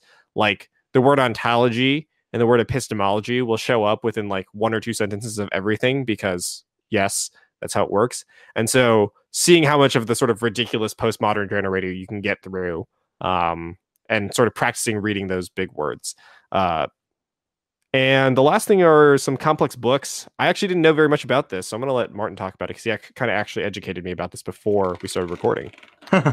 Okay, so the best thing about doing speed drills, so number one, like about how you should do them. You should do them about, I would recommend, the thing about speed drills is they're really low sort of cognitive effort. You don't have to expend any mental energy at all, which means you can just kind of do them 10 minutes a day, 15 minutes a day. You don't even have to do them every day. Although it does help because you're trying to build a skill, a literal like kinetic skill, kind of muscle memory. And therefore it is better, obviously, to do those things more often than not. And again, all the things that Lawrence mentioned so far, there are solo enterprises. Unlike all the other drills we've talked about in this podcast, you can do these drills totally by yourself, right? And you don't need anyone to kind of keep you necessarily honest. You can sort of feel yourself getting better. It helps to kind of have someone initially there to kind of be like, oh, you think you're not stopping at periods, but actually you are, because that will always be true, right? But mostly you can do them by yourself. So I want to talk about, so I haven't, I don't know really, I never did this whole music rap thing, because I never liked that. But so timing yourself reading old cases can be nice. What I would do for the old case thing is I would time yourself trying to spread the case the first time. I would do it before you do any of these other drills. And then later, this is actually really cool, I would come back to it and see how much faster you've gotten. You will be shocked. You will have a case that took you, let's say, 5 minutes speed reading, and then you'll come back to it in like, even a couple weeks, and it's like 3:30. You're like, wow, I shaved 1 minute and 30 seconds off that, right? I'm getting so much faster. It's a really good barometer. But anyway, so I have a bunch of things written here, some of which Lawrence has already mentioned. So I want to talk about the postmodern essay generator. It really is excellent. It's Elsewhere, as in WHERE. www.org/POMO. And if you go to that website, okay, I'm going to go to it on my browser so I can sort of get the experience with you. So if you don't have a sort of device available, just do this later when you do have a device. So for example, I just typed elsewhere.org/POMO, and I got an essay titled "The Vermilion Key: The Semiotic Paradigm of Context in the Works of Tarantino," and then some text. Right? Let me refresh the page.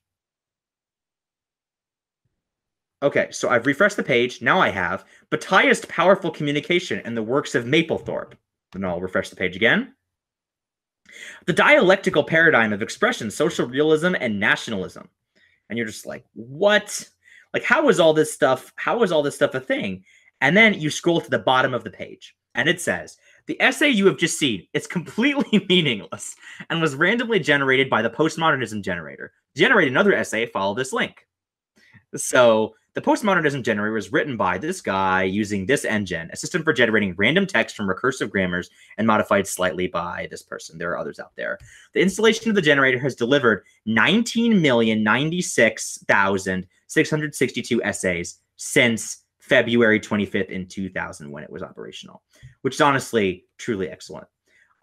So it is meaningless, but it is filled with very big, complicated words. And what I would do is I would read these, again, to try and wean yourself off of trying to understand what you're saying. It's not going to make sense. Your mind will try and make it make sense, but it will not make sense. And it will also include really big words that are bad. One thing, by the way, that you should be trying to do about speed, and I didn't talk about this, but I am going to talk about it now because it's important. There are kind of a couple things, right? One of the things you have to do with speed is make sure you can do it. But then another thing is make sure you can do it for a long time. So stamina is really a thing. So forcing yourself to just do like massive blocks of text, like speed read something for like 10 minutes or something, is a very helpful kind of drill. So one thing that I have my kids sometimes do is like go to this website, right? Copy paste the first 3 essays they get into one Word document and just spread them, right? And that helps with the endurance thing as well. So now another thing that Lawrence mentioned was random policy files. The Open Evidence Project is what you should use for that, or things you find on the debate wiki. But what I want you to do is I want you to find random policy files and just force yourself to read them. And you won't understand what they are. Do not read these ahead of time. Do not do it. That defeats the purpose, right? And another thing with the policy files is, again, I love giving my debaters just like 15-minute long speed drills, right? Where I just take every 2 AC card, because in policy they have a 2 AC, they have a second affirmative constructive. It's really weird, right? So so you like add in, you have their like original, 8 minutes of content. When you just add another 8 minutes to it with extra cards that are in the file from the Open Evidence Project.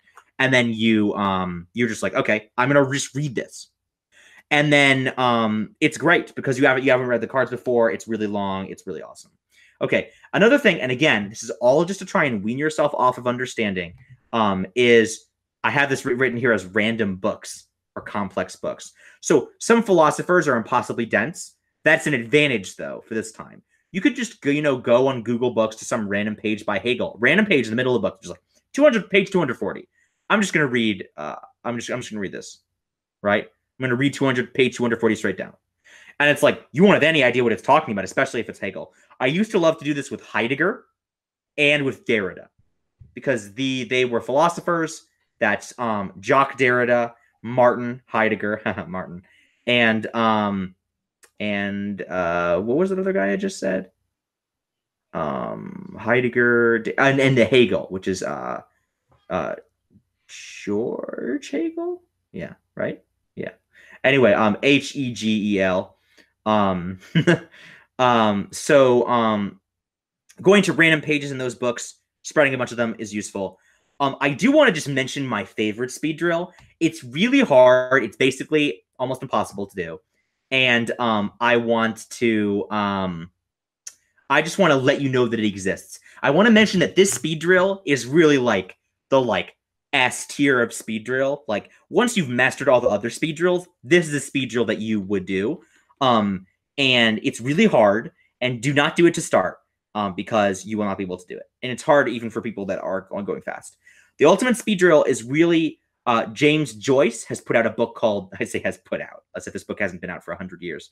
A book called Ulysses. James Joyce was an Irish author who invented stream of consciousness writing, and Ulysses is truly an incredibly difficult thing to spread. I think it is maybe the most difficult thing to spread that's still roughly English. Although Ulysses does have a lot of words that aren't words, spoiler. But anyway, so James Joyce's book Ulysses, you can find that online for free, as well as with these other books. There's also one more essay that I really like. It's if you go to Google Scholar, and I think it's Google Scholar, or no, it might just be regular Google, and you type in RODL space the word comments, then the word on, and then the word GUYER.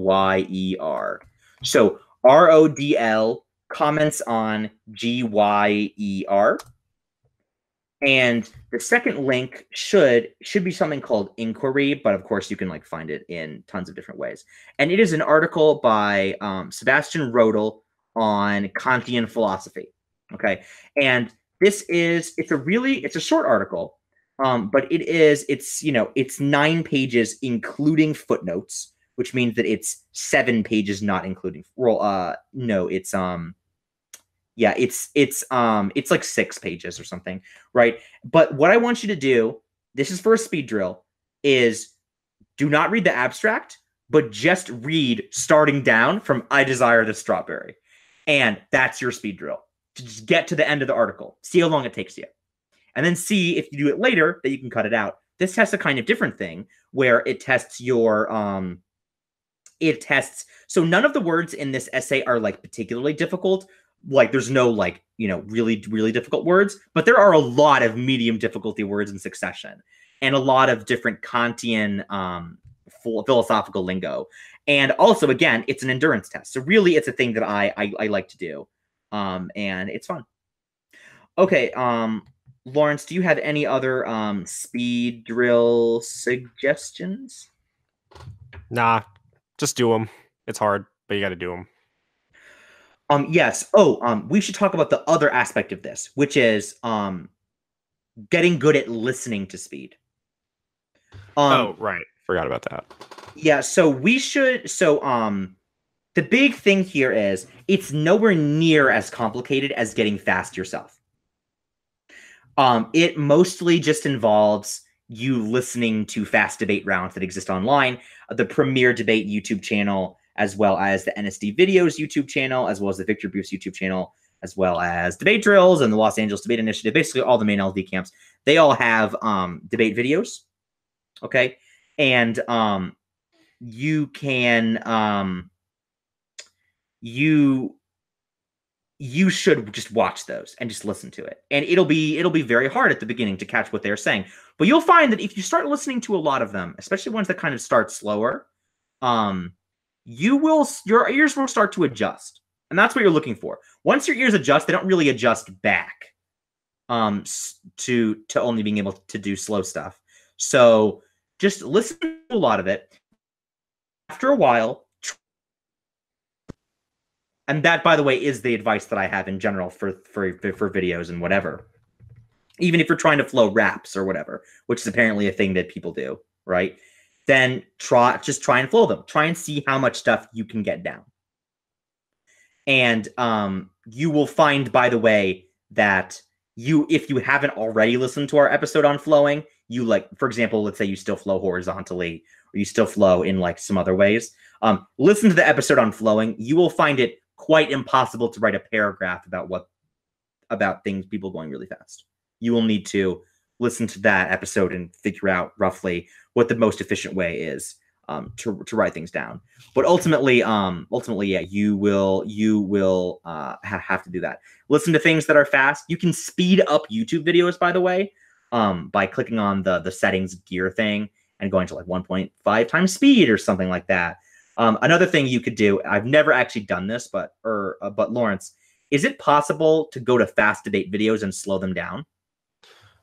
You could theoretically do that, right?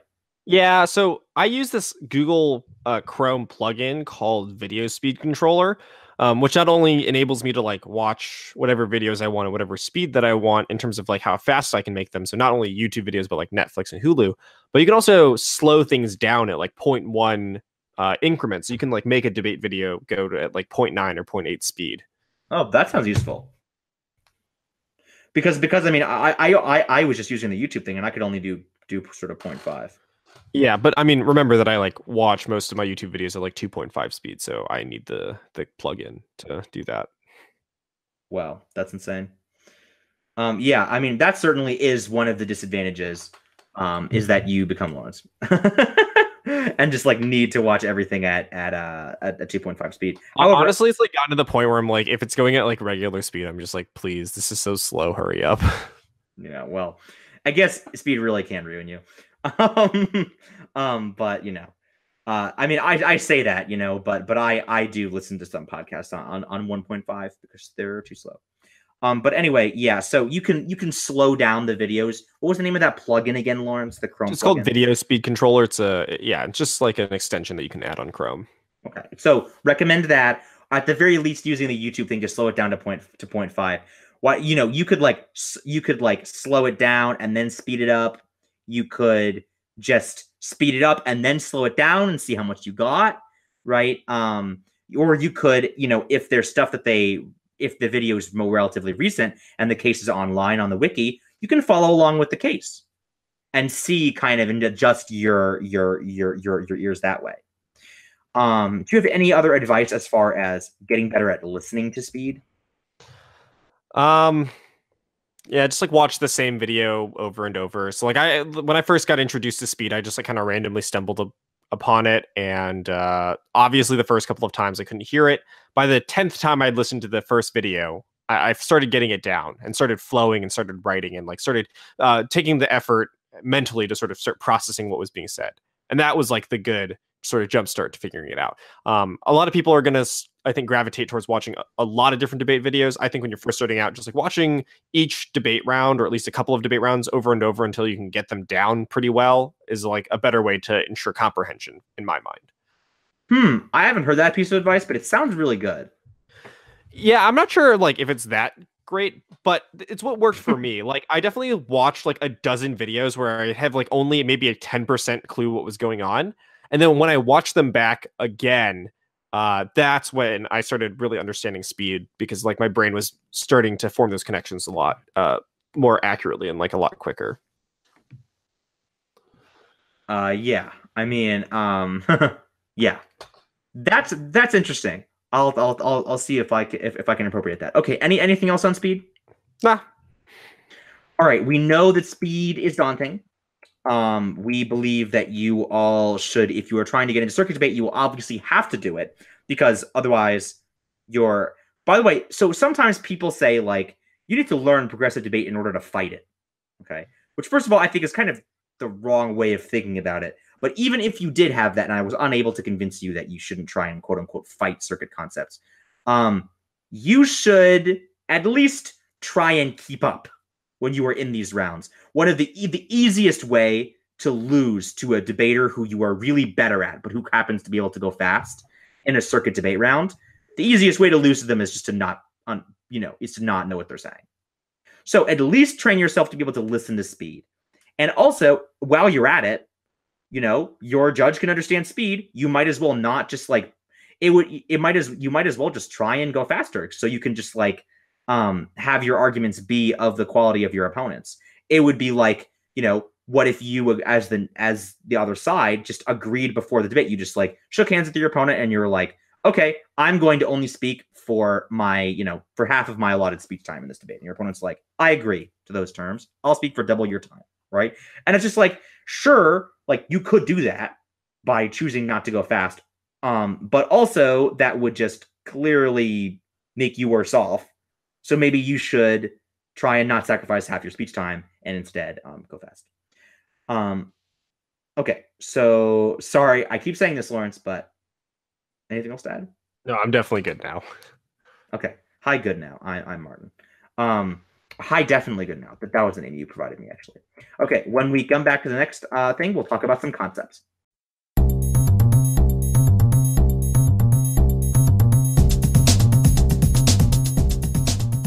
We've labeled this section Concepts Hit and Run, and that's because so that we don't make this a 4-hour long podcast, we aren't going to go into every possible circuit concept. That would take too long. Instead, what we're going to do is we're going to put you in a position where you can maybe understand roughly what some of these things are. Like what's the type of argument that you're hearing.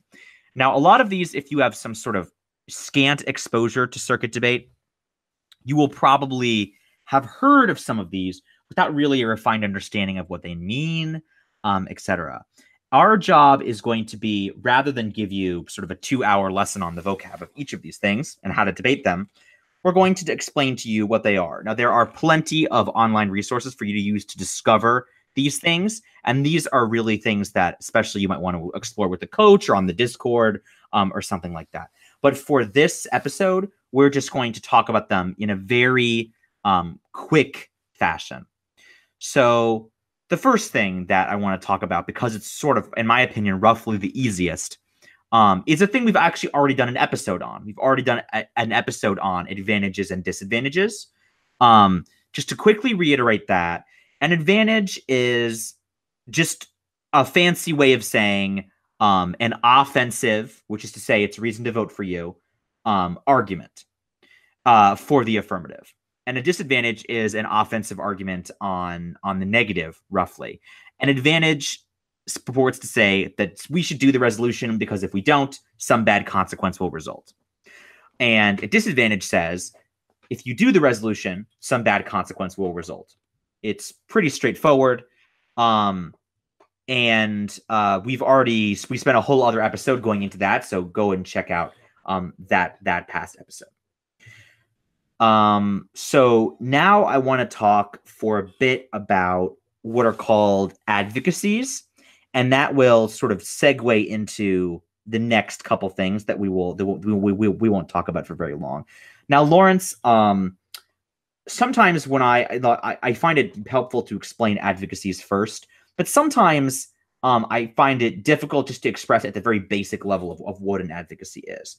So, Lawrence, what is an advocacy to you?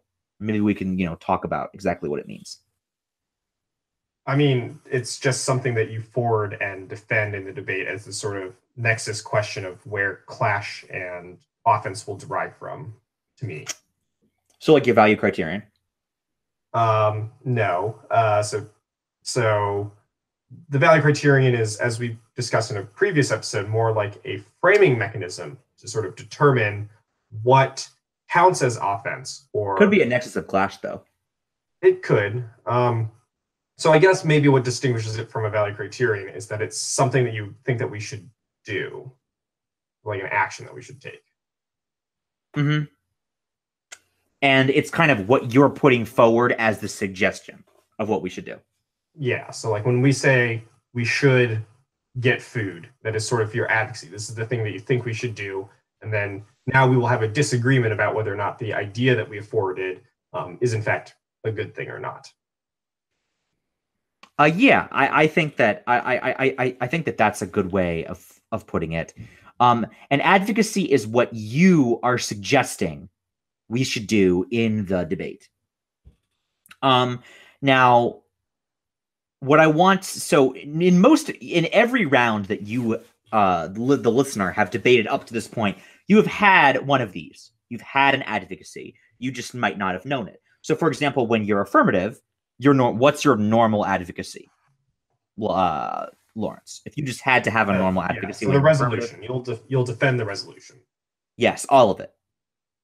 Right. Yeah. So we call this advocating for the whole resolution. Now, if you aren't really exposed to some of these other concepts, you might think, well, yeah. Isn't that always what your advocacy is? Well, not quite. So, okay, now when you are negative, Lawrence, what is the typical negative advocacy? So usually it is not the affirmative, which means generally just keeping things the way that they are. So usually the affirmative will propose some sort of departure from the status quo. So they'll say like, we ought to get food. And that'll sort of be a departure from what we are currently doing, which is not getting food. And you'll just typically defend not doing that, which is just continue what we're doing. So not getting food. Mm-hmm. So let's imagine, just to sort of put it into sharp relief. So imagine that the resolution said, like, the United States ought to increase its development assistance efforts. So, and the affirmative obviously expands development assistance. That is what it advocates. Does the negative advocate necessarily, if they just don't say anything, that they end current development assistance, or just that they don't increase it? In this situation, I think they would just be defending that they don't increase it. Yes. Yeah, so ultimately, as Lawrence said, I want to pick up on a phrase he's used, which is status quo. So normally, the negative defends what's called the status quo, which is a phrase that means the current state of things, how things would be if you didn't vote affirmative. And again, it can be a little tricky based on what the resolution is, but roughly, the affirmative changes the status quo, and the negative doesn't. And that's the sort of distinction there. And I want to just make this clear. Those are advocacies, and you've had them up to this point. You've had a thing that you are associated with, something that we say we should do, except in the case of the negative, it's just we should do nothing, right? Doing nothing is better than doing the affirmative proposal. So an advocacy, though. So Lawrence, I want to say, so say the resolution was resolved. The United States ought to pass a shield law. To paraphrase our first resolution, the United States ought to pass a shield law. And let's imagine, as the affirmative, I stood up and say, my proposal is that people should go to Taco Bell once a day and buy 8 tacos. So my question, Lawrence, is that an advocacy? That is an advocacy. That's right. It is an advocacy, which is pretty strange, I think, for people. I think some people think that advocacies have to be sort of within their narrow set of criteria, but an advocacy is a proposal to do something that you want to do. And whether or not something is a proposal doesn't depend on how resolutional it is, etc. So people can technically advocate mostly whatever they want. The problem is that if you advocate something too weird, you will just lose the debate for other reasons, usually. So, but the term advocacy, straight up, right? Technically, there are limited controls on what those advocacies can be. But I want to ask you about this. So affirmatives sometimes in debate have an advocacy that is within the bounds of the resolution, but narrower in the resolution. Let's say, for example, it says the United States ought to pass a shield law. And sometimes affirmatives say, I advocate that we pass this kind of shield law, so to speak, right? Obviously, a form of the resolution, but a more specific derivation. What do we call those? We would call those a plan. Yes, those are called plans. And this is the first bit of vocab. So a plan, that word just means roughly affirmative advocacy. Usually it has the connotations of being done by the government, but that's just because most of our resolutions are. I would say roughly the affirmative advocacies are mostly bound to the resolution. Although I will say that if you advocated something outside the resolution, it's not like all of a sudden you don't have an advocacy. It's just that your advocacy is, maybe illicit and you shouldn't have done it. But ultimately, yes. So an affirmative advocacy, we call a plan. And we call negative advocacies what, Lawrence? If you're not the status quo, then what's a kind of negative advocacy? Or like, what so are you can defend, yeah, so you can defend something other than the status quo, which is a counter plan. Yes, exactly, right? So affirmative advocacies, plans. Negative can either defend the status quo or something called a counter plan. And all that a counter plan is just a negative advocacy.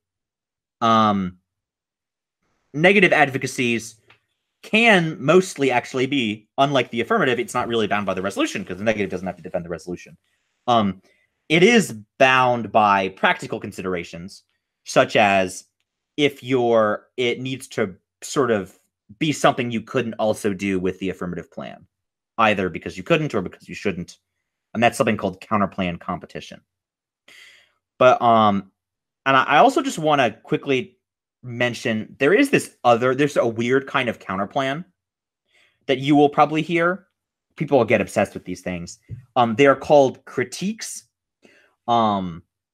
Critique in this case is spelled weirdly with a K, which I think the German spelling of the word critique with a Critique. Whereas this one is spelled Kritiks. And a critique is just a weird kind of counterplan where your argument it's more of a philosophical kind of counterplan. And its argument is that the affirmative has contributed to an existing problem, either in action or in thought, that should be eliminated. So instead of a counterplan being like, we should pass a carbon tax, the counterplan might be something like, we should like really think really hard about whether or not capitalism is bad. To put it roughly. Critiques can be scary because when you debate them, they will be full of a lot of weird terminology. And we're not really going to talk about how to debate against these things. Obviously, that would be a whole other podcast. But the thing about critiques is that they are just a kind of counterplan that you just have to realize. They advocate something weird as well. Okay, Lawrence. When you hear, so one last vocab term for you guys. Obviously, we could spend a lot of time talking about vocab, but we aren't. You all should really go about doing this on your own. But a critique, or sorry, we've already talked about that. So we only have one more concept. Lawrence, when you hear the term theory, obviously that term has a ton of different meanings.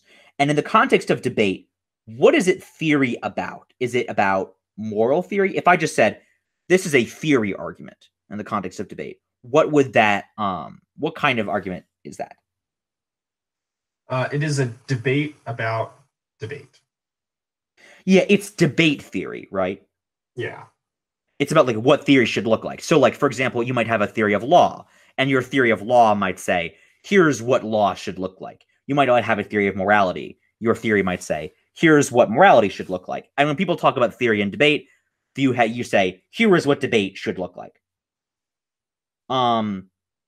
Which is to say that debate theory are arguments about what the rules of debate ideally should be.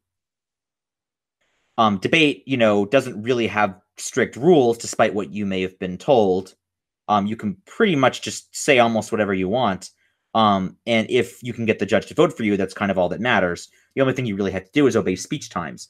But that leads people to do weird things, like advocate for things that aren't in the resolution, or to do various other unfair things. I'm sure many of you have had debates against people where their opponents have said something like, if I prove any one of these contentions right, my opponent automatically loses the round. But if they win one of my contentions is false, like they don't win or something like that. Or it might be like, I just have to show that one example of the resolution working and you should vote for me. And if counter examples don't really matter. Or some arguments people have read are like, I only have to prove that the resolution is good under one ethical theory, not under the best one, which means that even if I lose my framework, I still win the debate.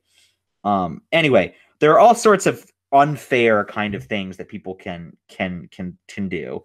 And debate theory is, I would think of it kind of as a sort of half law enforcement measure, where debaters kind of use it to police themselves. Where if a debater does something too egregious, another debater might say, you should not have done that.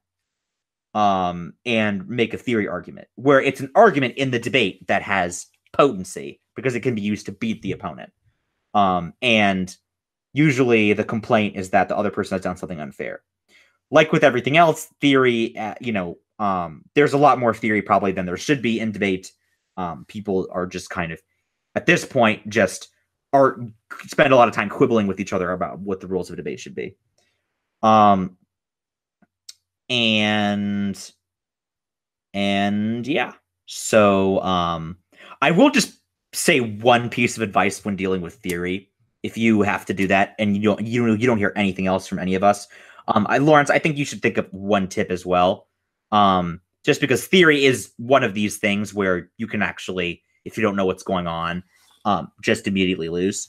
So my big advice to you when you are debating theory, just keep this in your mind, okay? I really do recommend that you learn what it is. You really will have to do that. But if you don't, so your opponent will have an interpretation for debate that they propose. It's called an interpretation. That's a vocab term. And just remember that when you are debating them, you should say a counter interpretation. Which is to say, your opponent will have a rule for debate. You can just say something like, the counter interpretation is the converse of theirs, or the opposite of theirs, something like that. And I just want to make sure you do that just in case, because if you don't do that random technical thing, you can find yourself on unstable footing in those rounds. So again, my piece of advice is just remember to say a counter interpretation when you are debating theory. Otherwise, bad things can happen. Anyway, Lawrence, do you have a piece of advice? So generally speaking, the thing that confuses people about theory, and I guess most concepts in debate, is they think of them as a sort of totally different type of argument. But I mean, in the end, an argument is just an argument. It's just an argument, and so on and so forth. And so theory isn't any different from any other argument in the sense that it is just a claim, a warrant, and an impact, or a series of premises that lead to a conclusion. And if you sort of start just making sure that you don't think of theory as totally distinct, totally different, it's a whole other class of things, I guess. And you just realize it is what it is, which is just a debate about how debate should look. It becomes a lot easier to sort of stack your arguments around each other and sort of figure out what you're basically saying. If they're saying you shouldn't do X in debate, then all you need to do is think of some reasons for why you should get to do X in debate or something like that. So for example, if they say, you shouldn't have been able to make this argument, just think of some reasons why you should have been allowed to make this argument. You don't have to think of things so formalistically at first when you're just trying to get a sort of sense of what theory is holistically. Just realize it is an argument about something, and just like every other argument, you can respond to it, even if you don't know 100% exactly every in and out of every theory term or vocab word. Yep, that's good. Okay, so again, if you should look up all this stuff and really make an effort to learn it. And we really aren't a podcast that is going to go into great detail about those. You can find a lot of stuff on that online. Okay, in our next segment, we'll talk about tournaments writ large.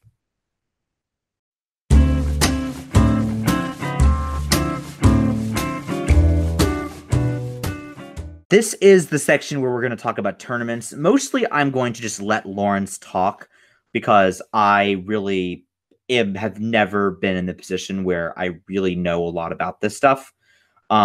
So I actually am just going to let him talk about this. We have a thing called getting to national tournaments, and we have a thing about travel in general, how to do it. And I'll leave it to him. All right.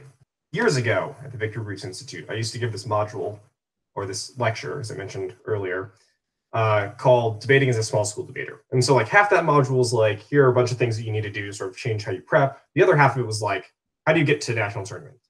I always felt a little bit weird giving this module because I was a small school debater in the sense that I attended a grand total of 2 bid tournaments or 2 national circuit tournaments ever in my high school career. And I currently work for a pretty large school in debate, one with no shortage of funding and the ability to get debaters from location to location. But I guess at one point in time, I did coach a few independent debaters who had no real school support, and so had to devise tips and tricks and strategies to get to national tournaments, which I guess is what we're going to talk about here in this first part. So getting to national tournaments. We're already most of the way through semester 1, and we're going to not most, but a good portion of national tournaments that carry a bid to the Tournament of Champions have already finished. But there's still a decent amount that are left for this season. And of course, there's always next season as well. And the first thing you should do is to figure out which tournaments are those that are bid giving tournaments throughout the season. And so there are a few different resources you can use to check this out. For example, victorybriefs.com at the bid list tab, or not victorybriefs.com, vbriefly.com. Under the bid list tab, there is a link to a spreadsheet that will tell you the sort of tabroom.com location, the tabroom.com link of every bid tournament that we can find, although it probably does need to get updated at some point in time. And so it'll tell you which tournaments give bids. It'll tell you what bid level those tournaments are, and it will tell you those dates of the tournament. So real quick, bid levels are basically the sort of how many bids, I'm not even sure if there's a better word for that, but how many bids the tournament will distribute. And you earn a bid by making it to a certain level of competition at the tournament. So for example, if the tournament is an octafinals bid, that means if you advance to the octafinal round, in which there are 16 debaters remaining, you will receive a bid to the Tournament of Champions. If it's a quarterfinals bid, you make it to the quarterfinal round, that means you will get a bid to the Tournament of Champions. And so one thing that's important is when you're looking about getting to a national tournament, you should A, know when those tournaments are, and you should B, know which tournaments are which level of competitiveness, because not all bid tournaments are created equal. If you're on a limited budget, which I assume most of you are, and we'll talk about that in a second, and we're discussing how to get to national tournaments, you should prioritize tournaments that are going to be an equal mix of reasonably priced and competitive. There's no point in spending $1,000 flying to a very small finals bid tournament in the middle of, or is there a middle of Florida? The tip of Florida, I don't know. Some like small finals bid if you live in California, for instance. Because that's a finals bid tournament. It only offers 2 bids to the Tournament of Champions. So that level of competition is not going to be as high because there's not as many good schools that will attend. And the chances of getting it are also going to be a little bit worse because there's only 2 to give out. Whereas traveling to, for example, to a much closer quarterfinals bid tournament will offer you a high level of competition. And it will also make it a little bit easier for you to sort of get yourself a bid. And so the thing that's important about traveling to national tournaments is to figure out which tournaments are most priced or most reasonably priced, given your geographical and travel constraints, and those that are the best combination of competitive. Now, I don't know that much about this season's national tournaments in terms of its competitiveness versus its location versus a bunch of other factors. But inside of the high school LD Facebook page, a debater, I think Kristen Arnold, compiled a list of all the bid tournaments and their sort of friendliness to small school debaters, as well as their sort of general level of competitiveness by sort of taking a look at who bid the previous year at that tournament and then putting their dates in to the best of their ability. And so, for example, that is an excellent resource to figure out how to get to national tournaments. And so step number 1 when trying to figure out how to enter the national circuit is which tournaments to go to, when do I go to them? For any given debater, I'd say like 5 or 6 tournaments a year. If you can get to that many is like excellent. Some people are trying to get to more than that, and I say 5 or 6. That's about as good as you're going to get, especially before your parents' patience and money starts wearing thin. And even if you can just get to like 1 or 2, if that's the case, then you definitely need to start figuring out which ones you want to go to based on geographical constraints and the competitiveness of the tournament. The more pressing question is generally not figuring out which tournament to get to or to go to in theory, but really figuring out the practical way to get yourself from your house into that tournament. And that is kind of important because everything is going to cost money. So one of the things that is like unfortunate about national circuit debate is the sort of monetary barrier there is to entry, because there are a lot of factors that cost money that people don't initially realize. So people obviously know that tournaments have an entry fee, right? But you're also forgetting that for most of these tournaments, they last several days and they're not going to be in the same city that you live in. And so now you need to worry about transportation and hotel. And on top of that, you're going to need to sort of start factoring in food money. You're going to need to factor in the fact that some tournaments also charge fees if you are unable to bring a qualified judge. One of the reasons why the tournament is good is because it has qualified judges. And if you're unable to bring one yourself, then they're going to charge you money. And if you do bring a qualified judge, you're going to have to pay them and generally figure out a way to house them as well. And once you start looking at these lists, it starts stacking up a lot. And so if you're doing this by yourself, it's going to be a daunting task, which is one of the reasons why there are groups like the Small School Debaters group on Facebook and the High School LD debate group on Facebook that sort of work with other people to sort of help figure out how to reduce these travel expenses. So I'm going to list a few tips that I have for reducing travel expenses and how to sort of make the access to the national circuit a little bit more reasonable and a little bit less stressful. The first and biggest tip that I can give you is that you should be willing to ask around for help, especially from other people that are close to where you live, or just friends that you have in general, and try to figure out ways to arrange with others to cut down costs. And you can do this both in terms of transportation and in terms of housing. So I'll tell a brief story about myself. I debated for a school called Bartlesville in Oklahoma. It's a pretty small town, and obviously our team did not have national circuit competitive debate.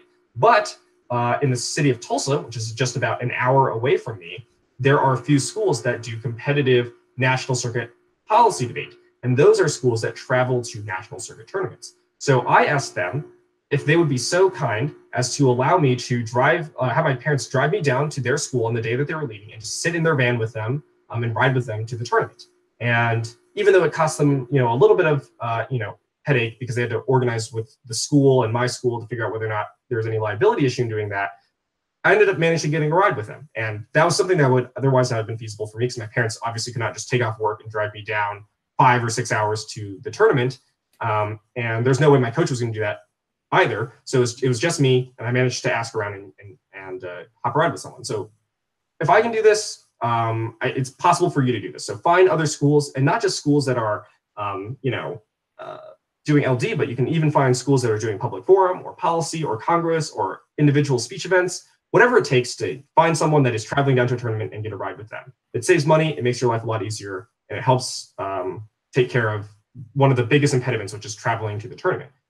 You can also do the same thing in terms of lodging, finding other people to room with. So if you've ever been to debate camp before, which if not, you should go, it's really fun. You'll make connections there. You'll find friends that are also interested in traveling to the national circuit, and you might be able to room with them. But even if you don't have that, you might be able to find someone from your region that is going and room with them. So for example, I roomed with some debaters from that school. I mean, I just took the floor in their hotel room. I was totally fine with that. It meant that I didn't really have to pay that much money in terms of housing. And if you can find, someone else on your team that's willing to go to split the cost, someone else from a different team, or even just like someone that you find on a Facebook group somewhere, and they're just like, is anyone willing to split lodging with me at a tournament? You'll usually be able to find someone, and that will just cut your costs by a half, a third, even a quarter in terms of housing and hotel costs, and that's always great. The way to do this is to jump into various Facebook and Discord groups. So you'll be able to, I already mentioned a few of the Facebook groups earlier, so Small School Debaters and the High School LD debate page. There are a few Discord groups, such as, I actually don't know what they are. There's our Discord, of course, which is new. And then there's a bunch of other smaller Discords that have popped up, and you can find them by scrolling through the R debate and R Lincoln Douglas subreddits and trying to find where these Discord groups are and seeing if you'll find anyone that's willing to travel or share a hotel room with you. Ultimately, it's just reaching out, trying to find someone to split these expenses. The next thing that is important is knowing that most tournaments have the ability to waive fees. So entry fees, usually you can't get those waived because that is how the tournament has to pay for it itself. So you probably aren't able to get it waived. You might be able to get a slight reduction that's up to each individual tournament. And as I mentioned, that earlier list compiled by the other debater about tournaments that are friendly to small school debaters, it also has a list of which tournaments are willing to cut fees. But the fee that they're most willing to waive is usually the judge requirement fee. So most tournaments say that if you don't bring along a qualified judge to the pool, you'll have to pay some fee, usually between $50 to like $200 to bring a judge.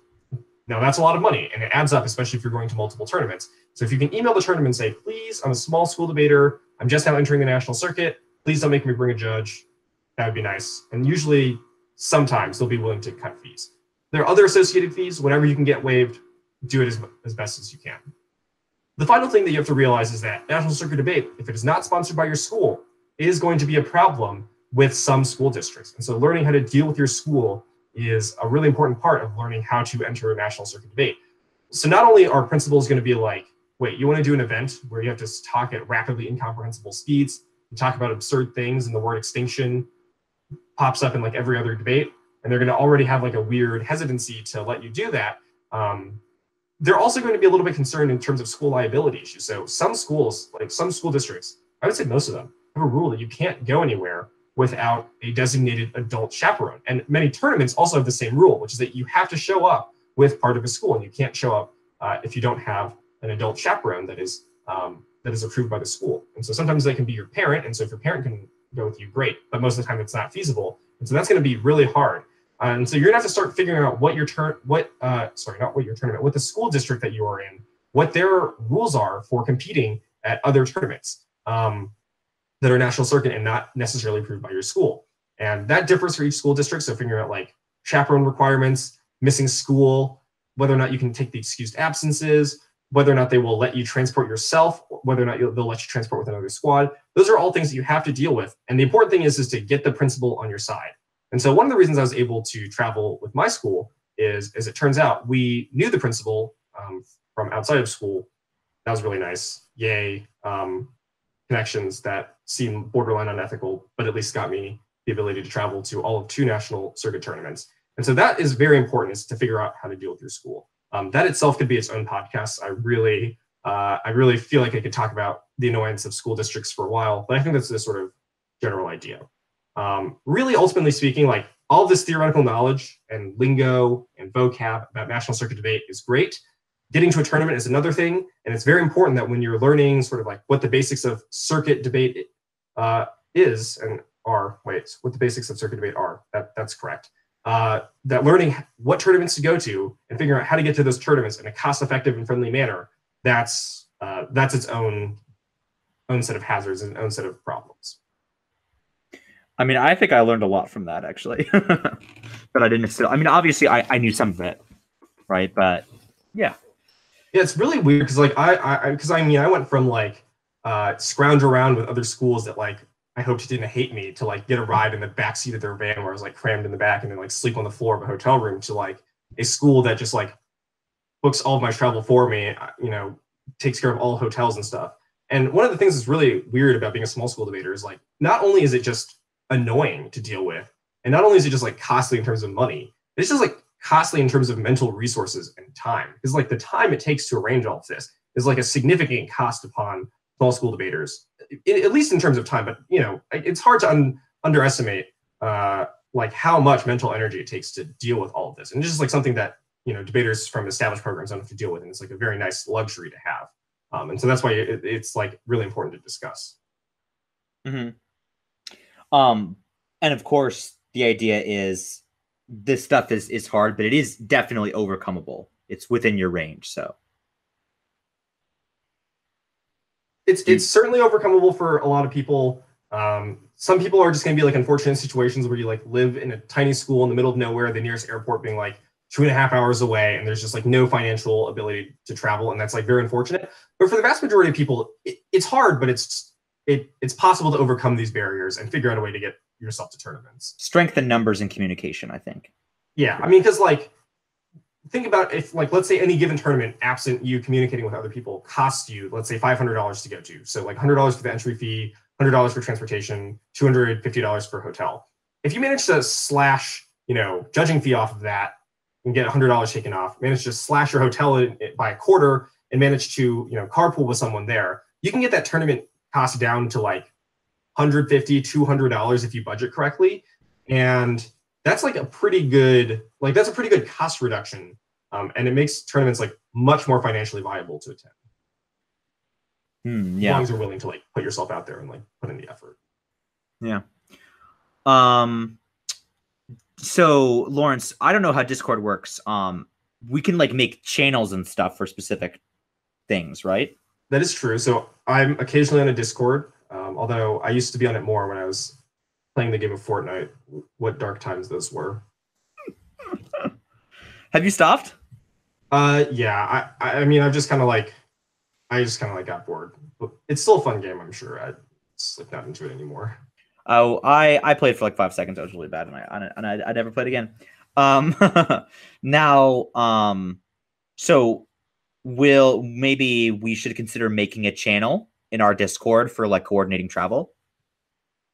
Yeah, that's a possibility. We should do that. But don't think that that's the only place you can coordinate with other people. Like, you have to be willing to look around. Like, some of the best like travel arrangements are just like people's random private Facebook statuses, which like you might be able to find just because you have a mutual friend in a Facebook group. Like, it's weird, but whatever it takes. Okay. All right. That was really helpful. So far in this podcast, we've talked about what circuit debate things are and some of the biggest barriers to it and how it's possible to overcome those things. And we hope that has at least made things less daunting to you. When we return, we'll get to the only important part of our podcast, which is the end segment.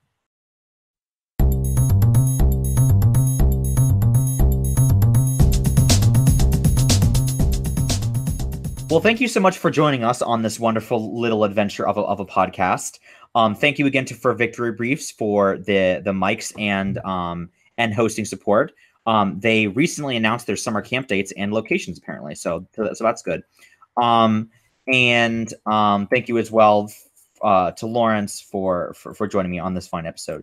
Now, the only important segment of our podcast, the mini debate. I believe that Lawrence may have more experience in this area than I do. I certainly don't have a ton of it. Let's talk about Christmas movies. And I know Christmas isn't for a bit. And you might be saying, well, I don't celebrate Christmas. I'm not Christian. That is true of me as well. But I think Christmas movies was a thing I was discussing with people. I have a favorite movie, and I think it's like sort of cheating to do. It's not Die Hard. That would be ultimate cheating. Dang it, that's okay, fine. But we can actually have a debate about whether or not Die Hard is a Christmas movie if you wanna do that. I was having this conversation with some people at my Magic the Gathering shop on Friday, and I think I have a pretty good argument why it's not. However, mine is like also sort of cheating. But it's not quite Die Hard levels of cheating. Do you like have another Christmas movie? Like, of course. Yeah. You can have. So we can both do we can both do our like cheating answers, and then we can do like our non-cheating answers if you want. Oh, so like I just have a regular one.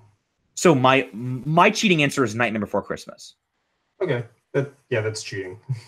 The thing is, I'm not sure. I think I can defend that it's not cheating because. So my argument for why Nightmare Before Christmas is a Christmas movie and Die Hard is not is because you could, I feel, replace the Christmas stuff in Die Hard pretty easily. Because it's just an excuse for a bunch of people to like get together and it's a holiday. I feel like you could replace it with a lot of different holidays and it would still be the same movie pretty much. But I think that it is central to the plot of Nightmare Before Christmas that it is about Christmas. And therefore, that it's good. What do you think of my argument? Okay, fine. Okay, well. Anyway, assuming that we're comparing both of our cheating answers to each other, I just really love the character development in Nightmare Before Christmas. All the characters, like every single one, is like so iconic. And it's just like really a masterpiece of visual animation.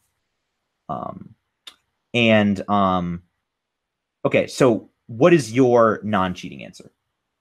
Okay, I'm trying to decide between like the cheesy comedy or like the actual serious Christmas movie. So which one should it be? Choose a comedy. Choose a comedy? Okay. I've got to say, I'm like unapologetically a big fan of the movie Elf. Dang it, that was mine. I love that movie. Like, everyone hates it because it's played every year at Christmas, which I agree. But honestly, it's still pretty good every time I watch it. That movie? Zooey Deschanel, before she was famous, is in the movie. Who?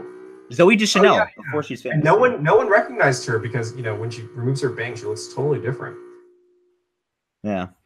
Yeah, I think that movie is really funny. And when I was a kid, I really liked it. Now I like it like less, but it's still like it's still a very fun movie. I enjoy it. Yeah, some of Will Ferrell's best work for sure. Well, I mean, we both just like selected the movie. I really don't have any more gas in the tank, so I guess I just lose by default on the Christmas comedy because I can't think of another Christmas comedy. Okay. So I won the fake debate and you won the real debate, I think we should say. Sure. Okay, everyone, thank you for bearing with us in this holiday season. In Florida, it's very temperate. Today was like 75, 76, 77 degrees. Because climate change is a myth. And how are things temperature wise around where you are, Lawrence? Well, it is currently 36 degrees. It was about 70 yesterday, and we were on a wind advisory notice for most of today, where I was driving back to my apartment to go to college, and I was fighting against 30-mile-an-hour winds. So, very nice. We will see you all when we see you. Please reach out to us with any more questions that you might have for us on especially this issue. Thank you for staying with us, and stay frosty.